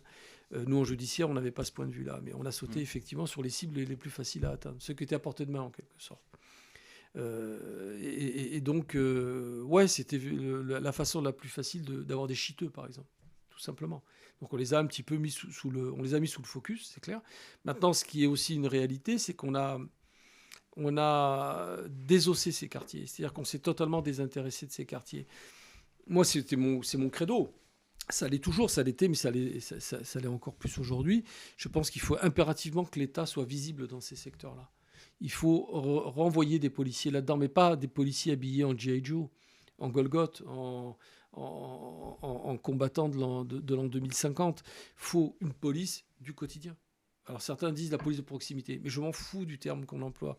Ce qu'il faut, c'est que le flic qui retourne là-bas soit pas nécessairement un flic à la recherche de chiffres ou d'efficacité. Il faut que ce soit un interlocuteur. Il faut que ce soit quelqu'un qui fasse l'interface entre le pouvoir, entre l'État et la population. La population, c'est pas une cible, c'est des gens qu'on doit, protéger et à qui on doit apporter des réponses parfois. Mais c'est une autre philosophie d'emploi, c'est en contradiction avec ce que je t'ai dit préalablement, sur le fait que la philosophie globale est une philosophie de protection de l'État, et pas simplement, et pas de, protection de l'individu. Et ça manque considérablement. Et aujourd'hui, pour retourner dans certaines cités, je ne sais pas comment faire. Là, pour le coup, demain, je serai aux affaires, on me dirait, tiens, vous êtes ministre de l'Intérieur. Je ne sais pas. Enfin, ici, il y a des choses qu'il faudrait mettre en place, des protocoles préalables, c'est-à-dire renouer le dialogue avec... créer une interface, mais une interface crédible. Pas les grands frères comme il y a eu une certaine époque qui en fait on savait que c'était des caïds de cité, des caïds de chefs de bande qui tenaient les trafics. Non, il faut créer une interface avec des associations qui existent, mais que cette interface, que ce lien soit consolidé, pas simplement envoyer faire des chèques à des associations pour leur dire tiens faites le job à notre place, parce que ça a été ça aussi. C'est ça qu'on appelle le fameux on a acheté la paix sociale. Bien sûr. On entend souvent cette expression, elle veut dire quoi et est-ce qu'elle est vraie? Elle est réelle. Tout simplement, on a financé des associations qui étaient tenues par des familles qui en faisaient un peu ce qu'elles voulaient et qui en tout cas tenaient un peu leur entourage. Donc on les a achetées, bien sûr qu'on les a achetées. On a fait en sorte de, dans certains cas, tenir des cités On savait que certaines familles, alors on les a bien conseillées, on leur a fait monter des associations bidons. Dans l'association, tu avais toute la famille qui était président, trésorier, secrétaire, enfin bref, avec un objet social totalement bidon. On finançait on donnait du fric, et en échange, la cité, elle n'explose pas, quoi. On met moins le feu aux bagnoles, quoi. Et d'ailleurs, le virage a été pris quand on a moins financé ces associations, on n'a plus du tout contrôlé les cités. À un moment donné, il faut savoir ce qu'on veut. C'est ça, c'est qu'on a lancé un truc. Au départ, c'était une mauvaise idée. Ouais, mais et ensuite, on a coupé les fonds de ce truc qui était une mauvaise idée sans le remplacer par quoi que ce soit. Non, mais c'est complexe, mais oui, c'est la quadrature du cercle. Et moi, j'en arrive à un point où, justement, tu vois, on a par exemple, on a fait tomber les gros caïds. Les gros caïds se sont entretués ou on les a fait tomber. Dans les deux cas, tu en as certains qui sont en prison, d'autres qui sont morts. Quand À Marseille, notamment. Marseille, okay. Mais le concept a été plus ou moins... Mais l'idée surtout caricaturale à Marseille. Au final... Et ce qui explique les règlements de compte à répétition aujourd'hui, c'est qu'au final, ça a décalé vers le bas la gestion du trafic. C'est-à-dire que c'est plus des caïds qui tiennent tout ça. Tu avais des parrains à Marseille, mais pas des parrains à la sicilienne. Tu avais des parrains issus des quartiers. Ils ne s'appelaient pas Paoli, ils s'appelaient Mohamed. Et c'était des parrains. Et ces types-là tenaient le trafic. Donc ils jouaient les juges de paix aussi. C'est quand un type comme ça arrivait dans un quartier, le quartier ne bougeait pas, quoi. Or, ces mecs-là sont soit morts, soit en prison. Donc, les petits caïds qui étaient qui étaient un cran en dessous, voulaient leur place au soleil. Donc, ils ont fait quoi ? La place est libre. Ils se sont fait la bagarre. Et c'est d'ailleurs, quand il n'y a plus de règlement de compte, ça veut dire qu'il y a une bande ou un type qui a pris le pouvoir. Et donc, qui tient tout ça. Alors, il faut savoir ce qu'on veut. Est-ce qu'on veut la paix sociale en acceptant l'idée qu'il y ait des caïds, ou on veut faire la guerre aux stupes, et alors à ce moment-là, on désigne tous les... Mais on n'a pas les moyens de faire la guerre aux stupes dans ce pays. Ni dans aucun pays. Pas les moyens, mais est-ce qu'on a la volonté ? Non, ni l'un ni l'autre. Voilà. Mais je veux dire, c'est un phénomène qui n'est pas policier. La CAM, c'est pas un phénomène policier. La CAM. Ah, la CAM. La drogue, c'est pas un phénomène policier. J'ai cru que c'est encore un acronyme. Non, mais moi, c'est ce que je dis à chaque fois. On me regarde avec des grands yeux. On me dit comment vous êtes policier ? Bah oui, justement. Je suis rentré dans la police en 83. Il y avait déjà des brigades des stupes, que je sache, à l'époque. Donc si ça existe toujours, c'est bien qu'on n'a pas su endiguer le phénomène. C'est bien que les gens consomment. Et la vraie question qu'il faut se poser, c'est pourquoi est-ce qu'ils consomment ?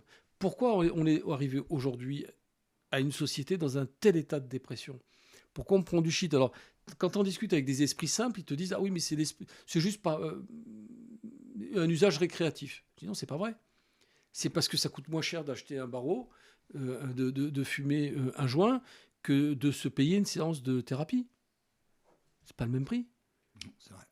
Et ça permet de décompresser. Donc vous avez tout un pan de société. Et je renvoie des ouvrages sur la manipulation de l'information et les propagandes d'État qui est ultra anxiogène.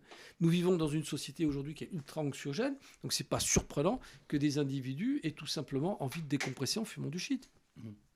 Ou en sniffant de la coke. Je dis pas que c'est bien. Hein. Je dis que on ne maîtrise pas parce que c'est trop...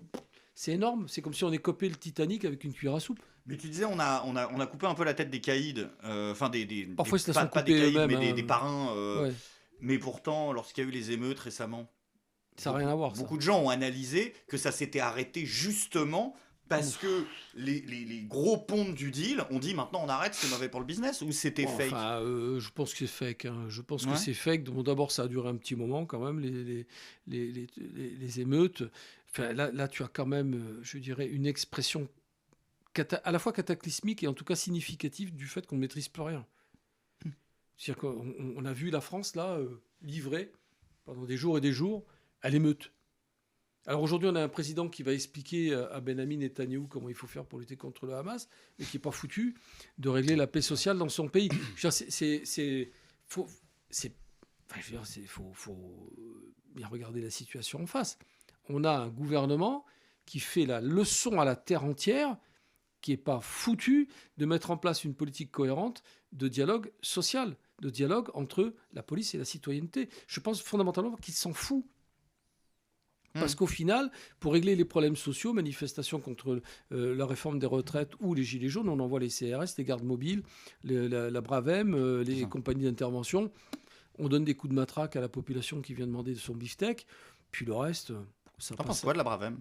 Hein ? T'en penses quoi de la Bravem ? Ah ben, je pense que c'est c'est pas une erreur. De leur point de vue, c'est très efficace. Brave M, l'acronyme était inconnu en dehors des manifs, il est devenu un sujet politique. En plein mouvement contre la réforme des retraites, la brigade de répression de l'action violente motorisée refait parler d'elle. Une pétition au succès fulgurant sur le site de l'Assemblée réclame même sa dissolution. Voici la genèse de cette unité de police controversée. Fin 2018, les forces de l'ordre sont essoufflées face aux Gilets jaunes. Le préfet de police Michel Delpech crée en urgence les détachements d'action rapide, une unité mobile rapidement associée à des interventions musclées et son usage du LBD, le lanceur de balles de défense. Son successeur, Didier Lallemand, remplacera le dispositif par des policiers à moto travaillant en binôme. La Brave M est officiellement créée. Elle poursuit les manifestations sauvages, elle interpelle en plein milieu des cortèges. Ces policiers sont facilement reconnaissables avec leur casque de motard blanc ou noir. La raison d'être de la Brave M, c'est donc sa mobilité. Elle intervient de manière imprévisible, sans sommation. Il y a peu de graduation dans l'usage de la force. Résultat, ces policiers ont très mauvaise réputation en manifestation. Je le vois sur le terrain, ils sont hués systématiquement et leur visage souvent masqué renforce le sentiment d'impunité. Ces méthodes ne font d'ailleurs pas l'unanimité au sein de la police nationale. La Brave M a été parfois critiquée par d'autres unités plus spécialisées en maintien de l'ordre, comme les CRS, qui leur reprochent des interventions erratiques, vectrices de tension. La Brave M se retrouve donc souvent sous le feu des projecteurs alors que ce n'est qu'une frange du maintien de l'ordre. Ces dernières années, on a vu des images de matraquage au sol, du gaz lacrymogène pulvérisé à bout portant, des coups de poing et plus récemment, des manifestants insultés ou menacés après leur interpellation. Ça va toi? Oui. Dans quoi? Oui. Là, c'est un restaurant. T'as pas autre chose à foutre? Ah, c'est toi qui pleurais tout à l'heure? Ouais, c'est moi. On l'a tiré. Et là, il peut les grands. Il a été satellisé. Tu sais que t'as une sacrée tête à claque quand même. Vraiment. Tout à l'heure, on est arrivé, t'as bandé vers l'intérieur. Gros, t'avais plus de bite quand on est arrivé. Ça, c'est les mecs à 500 mètres dans la rue qui font des doigts et dès que t'arrives en courant. Jamais tu les verras avec une licence dans un club de quelque part. Jamais, c'est la merde.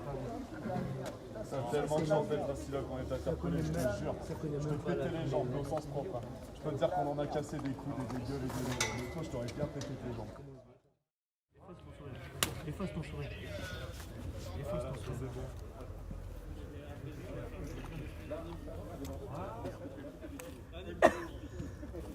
Tu la fermes ou tu veux la deuxième?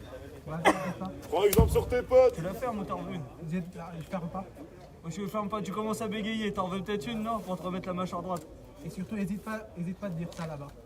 Dire ça où? Là-bas. Là-bas où? Là-bas? Là-bas où? Vous allez nous ramener où? Et le commissariat, moi j'y vais pas, y a que toi qui parlera. Voilà, c'est pour ça que tu fais ça. Hein? C'est pour ça que tu fais ça. Ouais, tu sais, je peux venir dormir avec toi si tu veux. Bah, on y va. On y va? Ouais. Ah ouais? Oui. Ok, c'est le premier qui bosse pas que l'autre.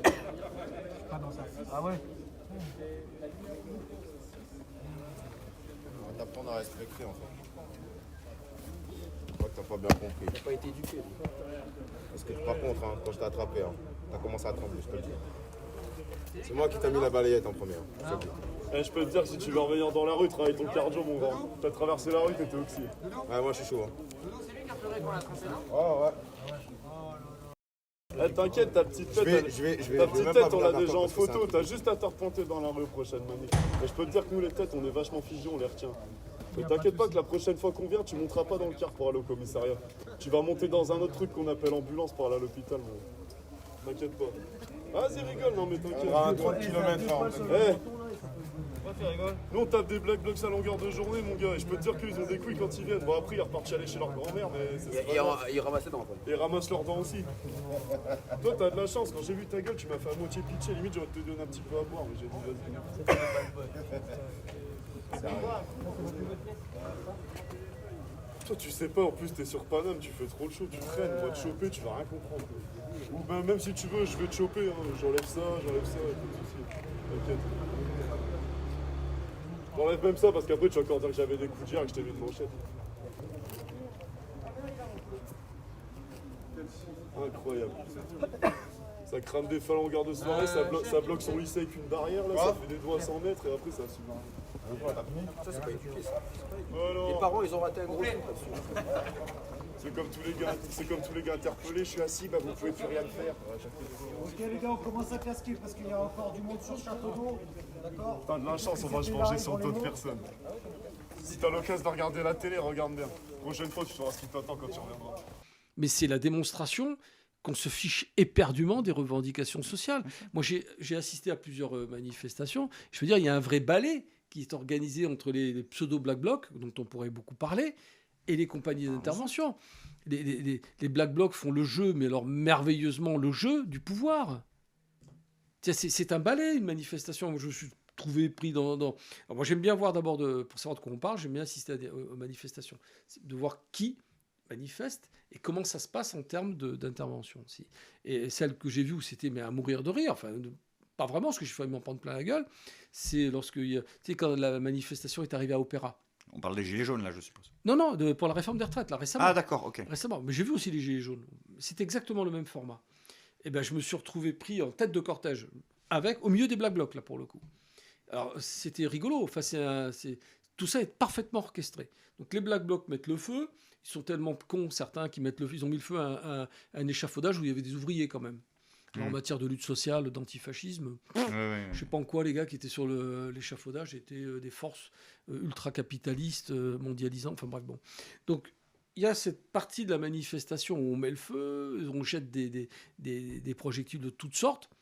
En face, le service d'ordre se met en position de charger, et là, comme par hasard, plus de Black Bloc. Paf! Ça s'écarte, ça disparaît dans la masse, et charge les fameuses compagnies d'intervention. Et tu te trouves en tant que Pékin, et c'est le citoyen de base qui se fait charger. Moi, en l'occurrence, et d'autres, qui se retrouvent face à des types carapassonnés comme des scarabées, en train de leur filer des coups de matraque alors qu'ils n'ont strictement rien fait. Donc l'idée, elle est simple, hein. C'est tout simplement de décourager les manifestants Tu es en train de dire de que manifester. Le pouvoir laisse les Black Blocs volontairement casser. Mais c'est une pour évidence. Pouvoir ensuite faire charger les CRS. Je crois que pour contester ce point de vue, il faut n'avoir jamais participé à des manifestations. Et c'est pour ça qu'après, tu as les chaînes mainstream, comme on dit, qui nous montrent en boucle quoi ? Que des poubelles brûlées, que des jets de projectiles, mais les 3 millions de manifestants qui sont derrière, on n'en parle absolument pas. Mais ça, c'est pas nouveau, très cher ami. C'est Fouché qui l'a inventé, et c'est l'Ancien Régime. Il y a toujours eu des agitateurs professionnels, il y a toujours eu des mouches impliquées dans les manifestations pour déstabiliser les mouvements sociaux. C'est vieux comme le monde. C'est vieux comme le monde. On découvre ça, oh, vous croyez que les Black Blocs... Mais oui, mais on est en République maintenant, mon bon monsieur, ça devrait plus arriver, ça. En fait, c'est une interview humour. Ouais, voilà, c'est ça, exactement. Non, mais c'est vieux comme le monde. Ouais, bien sûr. Je veux dire, pour contester ça, faut être ou hypocrite ou jamais avoir mis le nez dehors. Moi, j'invite à ceux qui doutent, allez à votre prochaine manifestation et vous allez voir. Vous allez voir. Est-ce qu'on interpelle des Black Blocs ? Non. Non. Moi, j'ai vu des vieux interpellés. J'ai vu des pauvres types interpellés. Ils sont trouvés... Moi, je me suis trouvé les yeux comme un lapin rouge parce que j'ai pris du lacrymo plein la gueule. Mais j'avais rien jeté. Les types sont passés à 2 mètres de moi avec leur matraque en train de taper sur tout le monde. J'étais pas spécialement un agitateur marxiste, léniniste, trotskiste, anarchiste. Ouais. L'ultra-gauche, comme dit. L'ultra-gauche. C'est dégueulasse ce qu'on a fait. C'est dégueulasse. Je le dis, c'est dégueulasse parce que les gens se manifestaient pour leur beefsteak. Ouais. Pour leur niveau de vie, pour leur retraite. Non, ils manifestaient parce que c'était des séditieux, des factieux. Ah oui, et qui tendaient le bras. Ça, c'est fabuleux. Oui. La manipulation de l'image. C'est énorme. Mais Darmanin adore ça. Il adore le mensonge. Mais le mensonge, c'est la nature même de la propagande. Il y a d'excellents bouquins. C'est la nature même de Darmanin. Bah oui, parce qu'il ment sans arrêt. Non, mais c'est impressionnant quand même. Et c'est là où ça interroge sur la psyché de Macron qui aime ça. Mais lui aussi ment sans arrêt. Je veux dire, c'est le mensonge permanent. À l'époque, Mitterrand disait en parlant de le coup d'État permanent. De Gaulle, c'était le coup d'État permanent. Aujourd'hui, c'est le mensonge permanent. Et peut-être même le coup d'État aussi. Hein. D'une certaine manière, mais alors là où on est mal barré, c'est que tout le monde est complice. Tout le monde est complice. Bien sûr. Tu parlais des Gilets jaunes, justement, là. Il y a quand même eu des violences policières. Donc on va parler des Black Blocs, mais j'aimerais bien qu'on parle un peu de l'IGPN. Ça marche ce truc-là ou c'est vraiment une blague ? Non, ça marche. Ou alors à chaque fois, il n'y a vraiment pas de bol parce que 9 fois sur 10 ou même 10 fois sur 10, les flics sont lâchés. S'il n'y a pas un énorme battage médiatique où là, en gros, et d'ailleurs on a l'impression dans ces moments-là que les flics, coupables ou non, ne bénéficient pas d'un jugement ou d'un traitement impartial. Mais on a l'impression que soit ils sont couverts, donc c'est pas partial, soit c'est tellement médiatisé que même s'ils n'ont rien fait, en fait, ils vont prendre. Mais l'IGPN, ça marche vraiment ou parce qu'on a l'impression que c'est devenu un sketch ? Non, c'est faux. Non, il y a plusieurs choses. Ah, c'est un sentiment là aussi? Non, c'est un sentiment. Pourquoi? Parce que moi, je peux te dire que quand tu es flic et que on t'annonce que tu vas devant l'IGPN, tu chimoues, ouais, tu mouilles ta liquette, ouais. Parce qu'il y a une vraie volonté de poursuivre les flics qui sont des délinquants. Moi, ça m'est arrivé de lancer des procédures pénales sur des gens qui étaient sous mes ordres, parce que c'était des voyous. T'as le droit? C'est pas l'IGPN qui peut le faire? Mais non, l'initiative des poursuites, c'est toi en tant que chef de service. Ah, ok, d'accord. Qui peut, si tu vois qu'un type est un escroc, par exemple, et qui commet des infractions parce qu'il est flic, c'est même ton obligation de faire quelque chose. Et après, le relais se fait par l'IGPN qui fait la procédure, mais qui agit sous l'autorité du parquet. Donc il y a un contrôle des magistrats qui existe. Il ne faut pas croire que l'IGPN, c'est tout ça dans son coin. Après, le parquet est-il indépendant? Non, bien sûr. Et c'est là tout le truc. Si tu veux, le schéma, il n'est pas malsain. Parce qu'il faut quand même que les gens qui vont t'interroger connaissent ton métier. Donc c'est quand même pas illogique que ce soit des flics qui soient à l'IGPN. Et je peux t'assurer que la philosophie des enquêteurs d'IGPN, c'est pas du tout d'excuser les actes des uns des autres. C'est pas vrai. Après, qu'il y ait une influence politique sur le parquet pour dire voilà, bon, avec lui, on va. C'est au niveau du parquet, quoi. Voilà, on va peut-être pas avoir des poursuites nani-nana qu'il faut, mais moi j'ai vu des choses, il n'y a pas à se mentir, c'était filmé. J'ai vu des gestes parfaitement scandaleux et parfaitement inacceptables de la part de certains membres des forces de l'ordre. Je ne dis pas des forces de l'ordre dans l'ensemble, mais de certains membres des forces de l'ordre dont la place n'est pas dans la police. Ces types-là doivent être jugés pour ce qu'ils ont fait, clairement. On va pas avoir la langue de bois, là. Hein. Un voyou est un voyou, qui porte un uniforme ou pas. Et d'ailleurs, ces gens-là déshonorent l'institution. C'est eux qui nous posent problème. C'est pas le schéma qui pose problème. C'est que des types se comportent tout simplement comme des salopards. Et bien ceux-là, si vous en trouvez, c'est pas grave. Hein. Non, j'ai vu trop de gens qui consacraient leur vie à leur métier. Et quand tu vois que c'est sali par certains, bah non, c'est dégueulasse, quoi. Tu dis, il n'y a plus assez de flics. Mais est-ce qu'on en a besoin? On a des caméras maintenant. Eh ben, c'est tout le débat, justement. On a la vidéosurveillance. On a la vidéosurveillance. Non, sauf la vidéoprotection. Ah oui, excusez-moi. Ça, c'est la sémantique. Parce que la caméra, elle te protège. Elle te protège. Je ne sais pas comment une caméra protège. Ben justement, elle ne protège pas. Et justement, mince, oups. Bon, parce qu'en fait, une caméra, elle permet d'élucider une affaire. Bah oui. Mais elle n'empêche pas qu'elle soit commise, l'affaire. Donc c'est tout le sujet. Donc on a vendu ça aux gens. Si, tu forces peut-être le mec à mettre une cagoule. Exactement, voilà. Aussi, ouais, cagoule, mais, il se grime, il met une casquette, une fausse barbe, des lunettes de soleil, ou un masque. C'est encore mieux le masque. Ah bah ouais. Le masque, c'est top, le masque. On ne peut pas te reprocher de porter un masque. Ah bah non. Tu peux même te mettre une amende si tu le portes pas. Mais si tu le portes pas. Ouais. Non, mais c'est la caméra, ça fait partie justement du schéma de ce nouveau courant très libéral qui ne raisonne que par des problématiques de fric. C'est-à-dire que bien évidemment, une caméra coûte moins cher qu'un flic, par nature. Mais il faut un flic derrière la caméra. Oui, mais il en faut un. Non, mais une caméra. Oui, okay. Il faut un pour 80 caméras. Voilà, bon, c'est pas gênant. Et puis elle enregistre la caméra. T'es même pas obligé de la regarder en temps réel. Ouais. Donc c'est voilà. Ah bah, si tu veux que ce soit de la vidéo protection, il faut regarder en temps réel. Oui, mais quand t'as un flic avec plusieurs caméras, tu vois, il va pas protéger grand monde, d'accord ? Et de toute façon, c'est une escroquerie morale. On a dit aux gens, on va vous protéger, regardez, on va mettre des caméras partout. Mais c'est pas ce que veulent les gens. Les gens, ils veulent aussi voir des flics dans la rue à qui ils peuvent poser des questions, à qui ils peuvent alerter en temps réel. Et une caméra, à moins que tu fasses même si tu fais des grands gestes devant la caméra, ça va pas t'aider. Ça va pas t'aider beaucoup. Ouais. Donc on nous fait un flanc par rapport à ça, on nous vend bien la sauce. Ça rejoint ce que je te disais, le raisonnement, enfin le discours charmeur au niveau des réformes sur la procédure. Mais tout ça, c'est de la rhétorique. C'est du vent. Parce que le vrai moteur de tout ça, c'est le fric. On la laisse bosser, la police, ou pas ? Parce qu'on se souvient quand même qu'il y a un sérieux problème. Alors ça, c'est peut-être un problème de formation des policiers. Mais en général, on sait qu'il y a pas mal de perquisitions, Palmade, Benalla. On oublie de laisser quelqu'un devant la porte pour pas que la femme de ménage vienne nettoyer quand même. Il faudrait vraiment vous apprendre ça. On n'oublie pas. Non, c'est vrai. Il y a beaucoup de gens... En tant que flic, alors peut-être que tu n'étais plus à ce moment-là, mais... tu as eu le sentiment qu'il y a eu une multiplication ou une augmentation des fois où on dit oula, non, mais là ça touche un peu. Ça a toujours été. Non, mais stop, ça a toujours été. Ouais. Il n'y a pas une époque où il n'y a pas une manipulation. Non, ça c'est évident. Bah, voilà. Là, et dans tous les pays du monde. Hein, là aussi, il faut arrêter de battre sa coulpe en permanence en disant la France par-ci, là. Non, on est quand même un des pays où il y a des structures de contrôle qui sont les plus prégnantes, les plus fortes. Je veux dire, la police est contrôlée par l'IGPN, par les magistrats.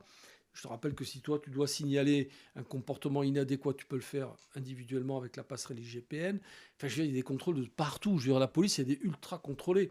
Après, s'il y a un pouvoir politique comme celui qui est le nôtre actuellement, qui décide de lâcher les chevaux en matière de manifestation, c'est un autre débat. Mais c'est un débat politique. C'est pas un débat policier.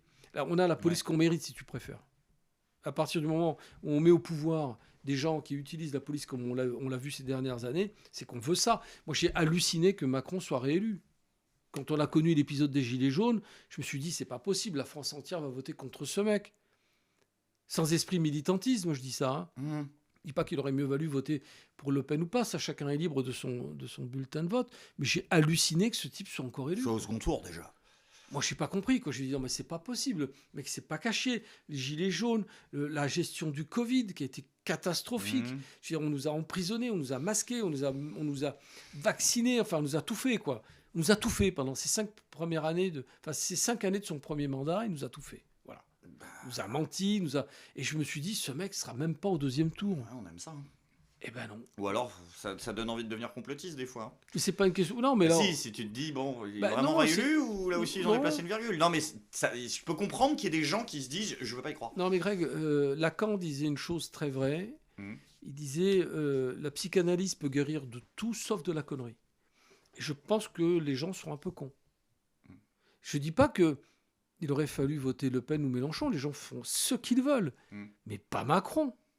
Après qu'il ait fait ce qu'il a fait, qu'il ait menti au peuple sans arrêt, qu'il nous ait quand même banané dans tous les sens. Enfin, on voit comment fonctionne cet homme. Il y a quelque chose qui ne va pas, quoi.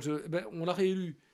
Va evictis, comme diraient les Romains. Malheur aux vaincus. Hein. C'est pas les Romains d'ailleurs qui l'ont dit, c'est un Gaulois. C'est Brennus qui a dit ça. Va evictis. Ouais. Non, mais donc voilà, quoi. Tu vois ce que je veux dire, c'est pas. Pourquoi il se retiendrait, quoi. Pourquoi tu l'aimes pas, Dupond-Moretti, spécifiquement? Je ne l'aime pas parce que j'ai vraiment l'impression qu'il y a... Bon, tous, mais lui, il y a quand même un... Ouais, c'est un de mes personnages préférés en matière de détestation. Moi, je le surnomme le Falstaff sinistre du barreau, parce que quand tu sais comment il fonctionne, c'est cette hyper-agressivité face à l'adversaire, face aux victimes, face aux témoins. C'est une baudruche médiatique, Dupond-Moretti. D'abord, c'est pas le grand technicien du droit qu'on veut nous faire croire. Il travaillait plutôt avec une équipe de petites mains, ce qu'on appelle les petites mains, les avocats, les besogneux, tu sais, ceux qui travaillent sur les dossiers, qui font des fiches. Et puis il y en a un qui fait le show après. Et lui fait le show. Et ça marche. Et en fait, ça marche pourquoi? Parce qu'il s'est nourri de la faiblesse de ses interlocuteurs, d'avocats, qui n'avait pas peut-être le volume pour le contrecarrer. 2, pour des avocats généraux qui n'ont pas osé le remettre à sa place. Des présidents de cour qui, à un moment donné, auraient dû dire « Monsieur, vous êtes gentil, mais rasseyez-vous et baissez d'un ton ». Ça n'a pas été fait. Donc, en fait, il a lâché les chevaux et il a fait le show, il a fait le spectacle, il s'est approprié l'audience. Il a été quand même le champion du monde des incidents d'audience. Ah ouais? Ben oui, mais parce qu'il sait ce qu'il fait. C'était volontaire, c'était pas pour défendre un grand principe de liberté publique. Il n'a jamais défendu d'ailleurs, parce que l'obsession d'Éric Dupond-Moretti, c'est l'argent. Il faut savoir que des types comme ça sont payés 600, 700 000 euros par heure. Donc on va arrêter de nous faire croire que c'est des gens qui sont altruistes. Ils ne sont pas altruistes, a fortiori des avocats du pénal. Donc il fait le show, il impressionne surtout, l'objectif il est là, fondamentalement, impressionner les jurés. Les jurés sont des gens comme toi et moi, enfin peut-être pas comme moi, qui ne connaissent pas le droit, qui ne connaissent pas l'appareil judiciaire, ils ne savent pas. Donc c'est pour ça que je me mets un peu de côté pour le coup. Donc ils peuvent être sensibles émotionnellement à cette démonstration de force. Pathos. C'est le mot, ce pathos. Alors soit du pathos, soit de l'agressivité pure et simple. Hein. Sur l'affaire dont je t'ai cité, qui me concerne, qui m'empêchait de dormir, il a fait pleurer des témoins à la barre. Parce qu'il est terrible, parce qu'il joue de ce coffre. Moi, il m'a fait rire. Il est venu près de moi, il fait « Oh, monsieur !» Je riais. Il m'a dit « Ne riez pas, monsieur. Il y a en jeu la mort d'une femme. » J'ai dit « En même temps, t'es rigolo, quoi, comme mec. » Moi, il me faisait marrer parce que « Ouais, mais c'est Falstaff. Il fait le show, c'est du théâtre. C'est du théâtre. » On en revient au théâtre, quoi. C'est du théâtre. Alors moi, ça me faisait... Franchement, je me suis marré, quoi. Mais je me suis moins marré parce que son show a fonctionné et qu'il a fait acquitter 2 mecs qui ont tué une femme. Et ça passe pas. Donc, si tu veux... C'est le jeu de non, mais droit. faut pas le faire passer pour ce qu'il n'est pas. Ouais. Ça n'est pas un défenseur de grands principes, soit de liberté publique, soit de... Non, il fait le... c'est pas Vergès. Travaille pour lui. Non, c'est pas Vergès, c'est pas un homme de conviction. Sa conviction, c'est le fric. Point barre. Donc ils font des types. Après, c'est le recordman. Nous prenons le recordman Acquittator. Acquittator. Voilà, Acquittator, il fait acquitter tout le monde. Non, il ne fait pas acquitter tout le monde. D'abord, il ne fait pas acquitter tout le monde. Et de deux, si les gens sont acquittés parfois, c'est parce qu'il y en a qui travaillent pour lui. Et qui, techniquement, relèvent ce qui ne va pas dans les dossiers. Et après, il fait le cinéma, il fait le show.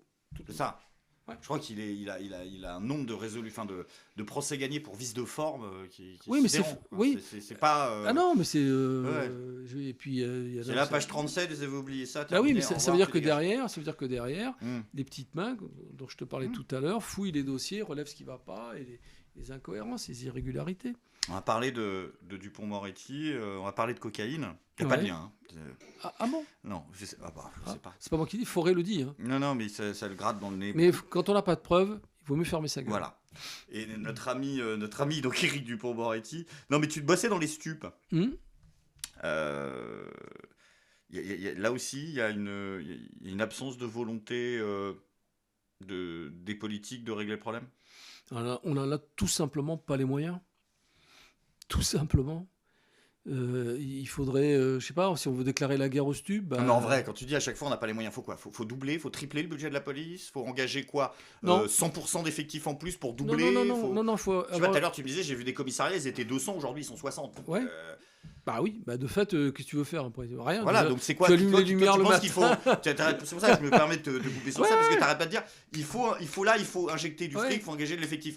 Dans quelle proportion, selon toi? Alors, là, tu ferais quoi demain à la place de Gérald Darmanin, place à mon avis que tu ne convoites pas? Ça y est, je suis nommé. En vrai, t'accepterais? En vrai, ouais. Ah voilà, il fait pas une Dupond-Moretti. Écoutez-moi, jamais. Ah non, en vrai, oui. Alors déjà, ma compagne me mettrait des coups de pied au cul si j'y allais pas. Voilà. Et alors, il y a un truc quand même Écoute-moi bien, le saltimbanque. Tu vas le prendre, le boulot à 10 000 balles par mois au ministère de l'Intérieur et tu vas pas m'emmerder. C'est pas simplement pour ça, parce que c'est très dur, attention. Hein. Oui. C'est pas une sinécure. Hein. Ministre de l'Intérieur, c'est probablement le poste le plus difficile. Attends, est-ce que j'ai envie de chialer? Non. Non, déjà, ça, moi, j'aurais du mal émotionnellement. Ah ouais? Oui. Ah, moi, j'aurais du mal, oui, clairement. J'avais déjà du mal quand j'étais flic. Je pense qu'il y a des circonstances, faut avoir le... Et d'ailleurs, c'est ça qui m'épate. Tu penses que Darmanin, il dort mal la nuit? Moi, je pense qu'il est bien, ces gars-là. Je sais pas, mais c'est un métier, ministre de l'Intérieur, où tu n'as plus de vie. Ouais. Alors, tu me diras, ça ne dure pas toute la vie, justement. Mais il faut partir du concept que, voilà, tu es H24, tu es ministre de l'Intérieur. Donc, à sa place, tu fais quoi? Il faut pouvoir. Alors, on parle de quoi? Des stupes, spécifiquement des stupes? Alors, il faut savoir une chose quand même. Oui, parce que ça a l'air d'être vraiment à part. Mais... Non, mais moi, j'ai connu les années SIDA. Alors, commençons avec les stupes. Moi, j'ai connu les années SIDA, et pas qu'un peu. J'ai commencé au début des années 80, au Quai des Orfèvres, des SIDAïques, tu en avais quand même partout. Partout. On baignait là-dedans. Et le virage a été réellement pris, pas parce qu'on était bon en matière de lutte contre les stupes, mais parce que les produits de substitution se sont développés. Et qu'on a vu... le Subutex et le salbutamol remplacer l'héroïne. Et que tout à coup, ceux qui agressaient, parce que l'héroïne est à la fois une drogue qui fait mal et qui rend extrêmement dépendant et qui oblige, qui pousse à un moment donné le toxico à commettre des infractions, des délits, voire des crimes, que j'ai connus. Un type qui avait tué la grand-mère de sa femme quand même, pour lui piquer sa retraite, qu'il n'a pas trouvée du reste, pour dire jusqu'où ça va.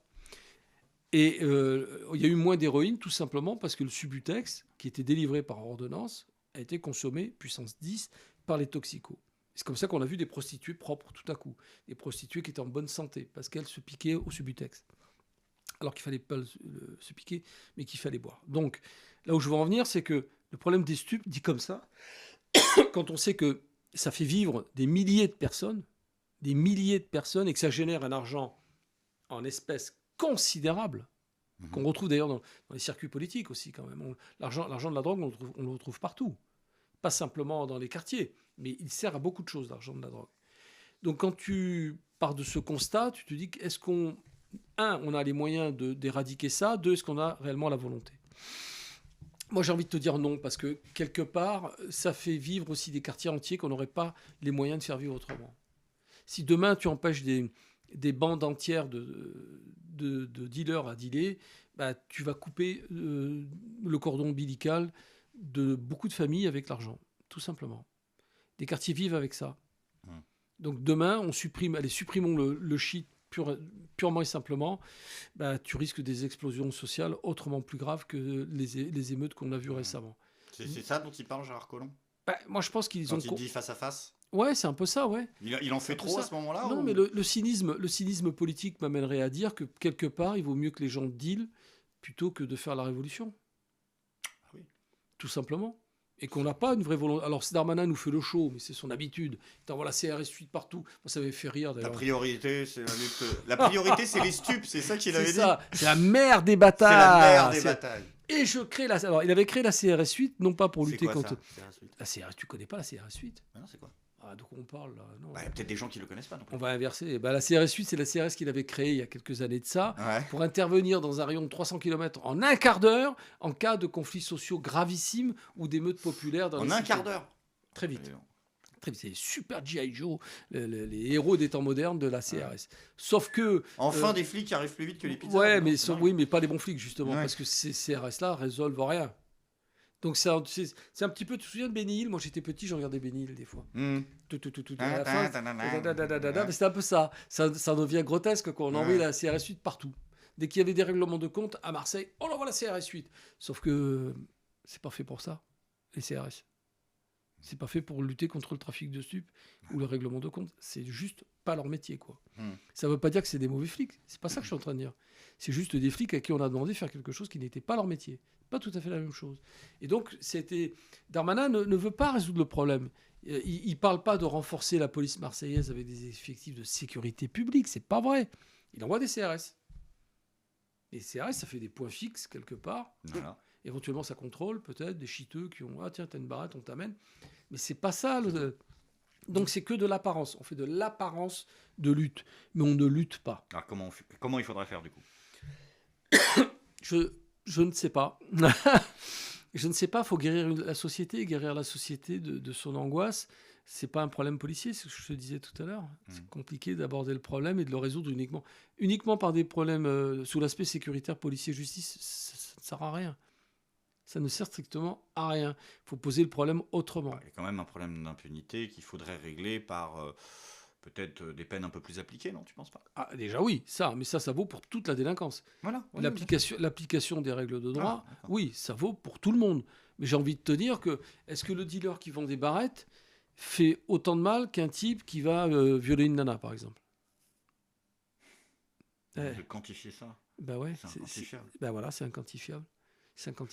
On peut faire du mal une fois à 1000 personnes, mais on ne peut pas à 1000 personnes une fois. Enfin, tu vois, on retombe. Je vais être très méchant. De la peur, là. Non, mais je vais être très méchant, mais le gars qui fume du shit, quelque part, c'est son problème, quoi. Si on veut qu'il ne fume pas de shit, il faut l'inciter à consommer autre chose. Mais quoi? Des psychotropes? Des antidépresseurs? CBD? C'est quoi l'idée? Non, mais tu vois ce que je veux dire? Et puis après, on sait très bien que le dealer alimente tout un réseau, ce que je viens de te dire, tout un réseau financier qui va servir à plein de monde, qui va permettre de payer les loyers, qui va permettre d'acheter à bouffer, qui va aussi créer une fortune, je dirais, un peu à la... comment il s'appelait Scarface. Je sais pas, c'est compliqué parce que de toute façon, tu sais, la nature elle a horreur du vide. Quand il y a eu la politique anti-alcool aux États-Unis, on n'a pas résolu le problème. Les Américains ont continué à boire. La prohibition n'a servi strictement à rien. Au contraire, on n'a jamais autant consommé d'alcool que pendant la prohibition.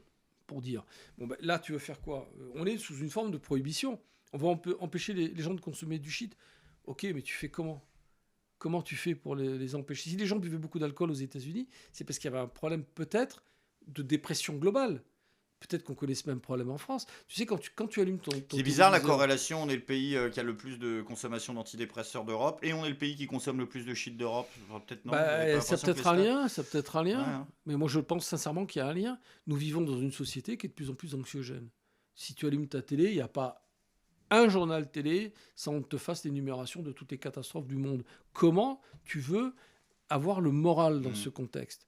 Et puis, il y a la cocaïne qui est encore autre chose. Tu sais, l'ultra-performance, ça rejoint le concept de la société individualiste et ultra-performante dont on parlait précédemment. La Startup Nation. Il faut être toujours bon, toujours efficace, toujours à fond. Ça a été inventé pour ça, d'ailleurs. Hein. C'est un transfert de la pervitine que les Américains, que les Allemands avaient développé et utilisé pendant la Seconde Guerre mondiale. Il fallait que les gens restent en éveil et forts pendant des jours et des jours. Après, tu deviens fou. Et ça, les gens ne le voient pas. Les gens ne le voient pas. Mais c'était ça l'idée, c'est ça l'idée de la cocaïne, c'est l'ultra-performance.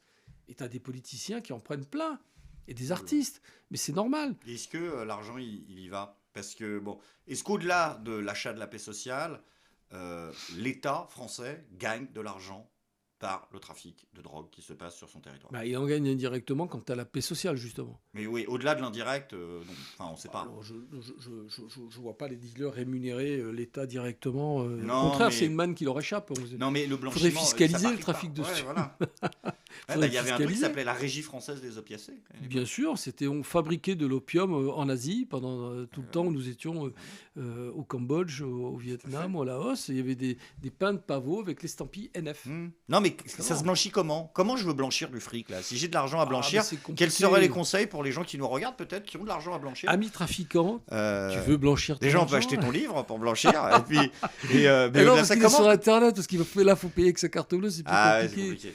Bah, comment ça se blanchit de l'argent? C'est quoi les secteurs bons pour blanchir? La petite restauration, beaucoup. Ouais. L'étranger, pas mal. Ouais. En France, c'est compliqué parce que tu as quand même un réseau bancaire qui est très, très sensibilisé avec Tracfin.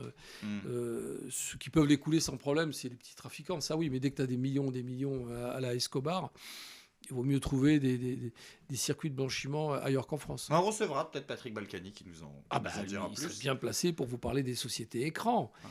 Qui ont été créées d'ailleurs pendant la Seconde Guerre mondiale, les sociétés écrans, il faut le savoir, ça. Ouais. Comment? Pour quel but? Dans quel but? Alors, je te renvoie à un personnage étrange que tout le monde a oublié, qui s'appelait Skolnikov, qui était un personnage assez indéfinissable et qui avait blanchi de l'argent de la Gestapo et des SS et de ce qu'on appelait la Karlingue. C'est un russe, non, avec un nom? Un juif russe. Ouais. C'est un juif russe, un peu comme Joanovici. Je ne sais pas si le nom te dit quelque chose. Mais lui, c'était... Alors, Joanovici était ferrailleur. À pas confondre avec Jancovici, ça n'a aucun rapport. Voilà.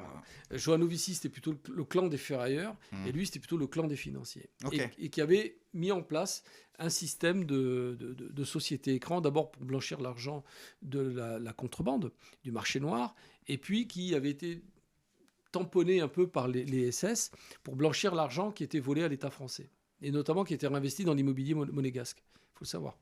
C'est intéressant, l'histoire de Skolnikov, je te renvoie là-dessus. Il y a un très bon bouquin qui a été écrit par un copain. Comment il s'appelle, le livre?